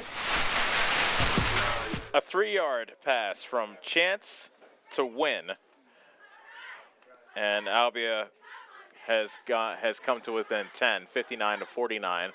But it seems to be too little, too late. Only 16 seconds remain in the fourth quarter, and David Fisher is ready to kick this one away.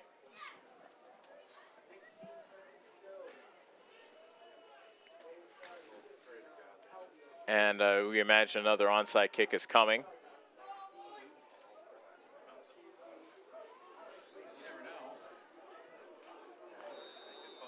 Whistle is blown, and Fisher tells his guys to get into their three-point stance. Bouncer loose at the 48, but it's gathered in by a Mustang on the far side. Gotta check out the number, see who that was. That was Caden Hill. And he is down at the 49. And in the game that seems like it would have no end, you figure one last kneel down by Mater will bring this game to an end, and Davis County will secure their second win of the season.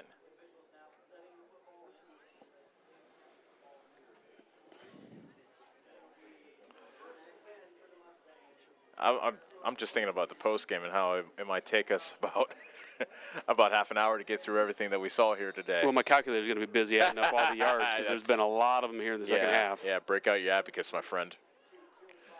Snap to Mater. There's the knee, and that will do it. Davis County comes away with a 59-49 homecoming victory over Albia, getting a measure of revenge, especially after that heartbreak last year in triple overtime in Albia. Let's take a break, and Brad will break out his abacus and help me with some of these totals. We'll be back on the Ottumwa Radio Sports Network. Whatever your vehicle needs, Rob and the staff at Davis County Tire and Davis County Truck and Alignment in Bloomfield can handle it. Need tires? They sell almost any brand and have the most competitive prices. Davis County Tire also has RV, wheelbarrow, ATV, and farm tires. If it's round, black, and rolls, they've got you covered. Stop and see Rob and Jody and the team today at Davis County Tire, behind Shopko in Bloomfield. Nothing says summer like hitting the open road.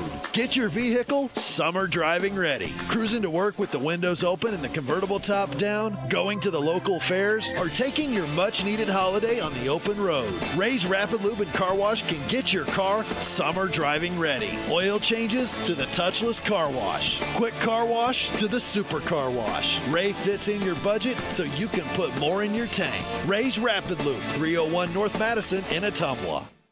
Whether you are a player, cheerleader, or coach, your friends at Petrita Orthodontics are cheering for you. We are proud of the students in our area and are happy to support them in their school activities. We want to see you smile on and off the field. If you or your child are in need of orthodontic care, call us for a free, no-obligation appointment. We have many different options available to help your child's bite and smile. Call us today at Petrita Orthodontics in Ottumwa and Oskaloosa. We look forward to making you smile.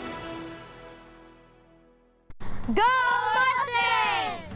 Go Mustangs! Go Mustangs! Go Mustangs! Go Mustangs! Go Mustangs! Go Mustangs! Go Mustangs! Go Mustangs! The Davis County Mustangs would like to thank the community for their continued support.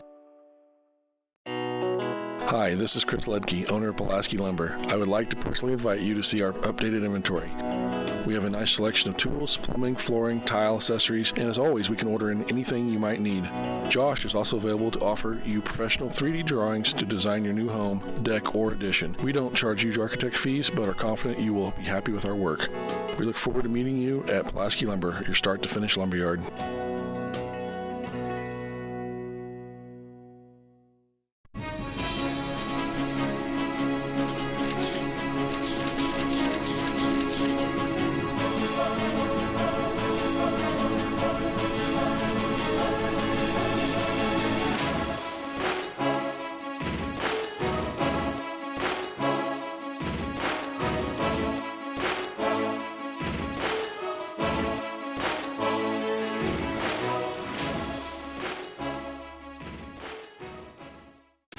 Live larger.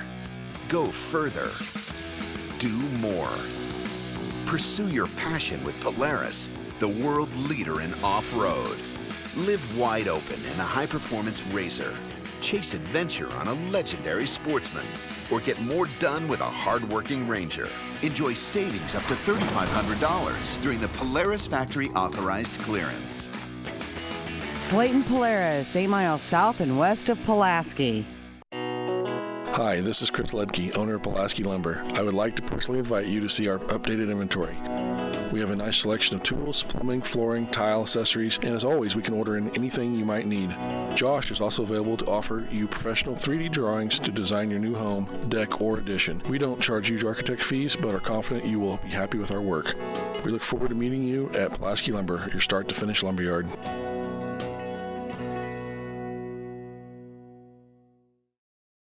You're watching Mustang football on the Tumblr Radio Sports Network. All over from here in Davis County, where the Mustangs are victorious over Albia by the final score of 59-49. You're listening to the Pulaski Lumber postgame show. Stop in and see Chris Lucky and the team today, your start-to-finish lumberyard. Real quick, Melissa, can you give us the thumbs up or thumbs down whether or not we're good on breaks? Okay, all right. I forgot to ask you while we were on break. Sorry about that. We're too busy adding. I know. We were way too busy adding. All right. All right. The score was 41-14 at halftime. And I don't know if we want to unearth everything that happened. We just know that the Mustangs had a 3-score game for most of the game. And then Albia kept on fighting back. One of the key plays was an ill-advised pass that made her through, that interception that kind of turned things around and made things a bit uncomfortable for everyone here at Mustang Stadium. But it turns out that the Mustangs, thanks to what they did in the first quarter, that really was the point in the game, I think. Yeah, and we just never really did feel comfortable because Albia just kept fighting, and we had moments where we got lazy and weren't taking care of what we need to do, assignment on defense, and let them just continue to get back into this game and make it interesting the entire way through. Blake Chance had 4 touchdown touchdown passes. And also a touchdown run. But then he also threw 3 interceptions, one of which was returned for a touchdown by Dalton Reeves back in the first half. The big factor that we saw was Gavin McCall. He had 25 carries, 237 yards, and 3 touchdowns. Clearly the best game he's had as a Mustang, but my goodness. What do you have to say about Gavin McCall and the offensive line? You can't say enough. I mean, it looked like he was making big gains until you start looking at that. 25 carries for 237, that's still a really good, nearly 10 yards a carry average for Gavin. So, again, a lot to say about the offensive line. You mentioned it pregame. You mentioned it before the game about how we were really shoring some things up there. But, wow, what an explosive night offensively for Gavin and for that offensive line. And it turns out they needed every last bit of those points. And how do you explain what happened towards the end of the game when they had a big lead and then Albia kept on chipping away? How do you explain Davis County not quite being able to put Albia away? Yeah, we were kind of getting lazy in our assignments on defense. We had opportunities to make tackles against players in the open field or at least slow them down to let our pursuit get there. I'm sure it was just guys getting tired. We don't have a lot of depth, so I don't think it's because of lack of effort. It's more just when you're tired, you're not as willing to put yourself in position to make those big collisions. But that's really what it was, is that we just were just a step slow, not getting in position to make plays when we had plays to be made on defense. I forgot to add in Clayton Smith's 40-yard run. So actually Davis County was almost at 300 yards rushing. So we have them at 298 total. So that puts them over 400 yards of offense. So I forgot about Clayton Smith's run. And like I said, when it happened, Gavin McCall lays on the block. So not only was he running the ball well, but he's more than willing to lay down a block for his teammate. Yep, and that was a good, well-timed call at the right time because, again, Albia had packed every single Blue Demon in the box that they could find legally, and they put them all in the box to try to stuff what was going for us at the time, which was Gavin McCall. Gavin laid down the big block, broke Smith outside, and he made a good run there at the end to get into the end zone. So good job by him, and he very deserving of that because he had a good hard night at the running back position as well. All right, it was 41-14 at halftime, and we'll try to get through this as fast as we can because Davis County got the ball first. They turned it over on downs, but then Albia threw an interception. Caden Hill picked it off. That was Blake Chance's 3rd interception of the game. Davis County went 3-and-out, and then Albia was able to Davis County going 3 now, up 41-14. That was kind of key in my eyes. If they were able to score there, the running clock would have started and things might have been a lot different. But Albia stopped them. And then Bossard caught a 13-yard pass from Chance to kind of bring them closer. And after that, it was just a tennis match. A pass by, after the touchdown by Chance, Gavin McCall answered with a 15-yard run. Albia answers with a 29-yard run by Blake Chance. And you were shaking your head. You had this look on your face like, I can't believe what I'm seeing on that touchdown run by Chance up the sideline. Yeah, it was just, again, the game that just didn't feel like it was ever going to end. Yeah. It was just offense after offense after offense, and guys were getting tired and getting lazy, and it was just kind of getting ugly at the end, and it was kind of more like little kid backyard football at that point where lots of scrambling around, lots of just improvising and plays and out of the receivers, which you have to do, but it was just like we just needed to get there to get the ball back in our hands and kind of grind the clock out.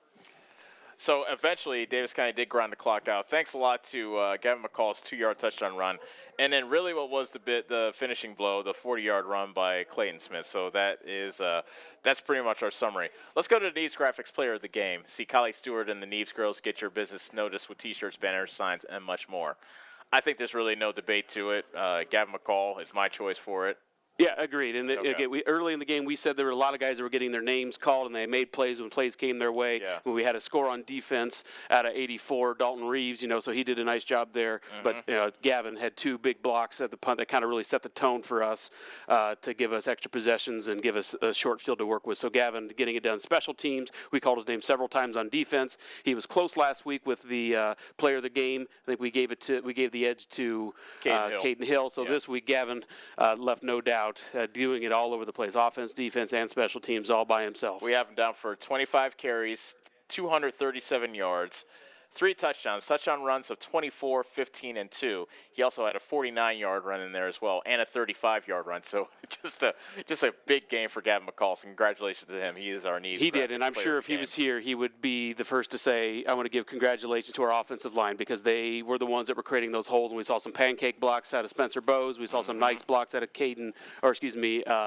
number 52.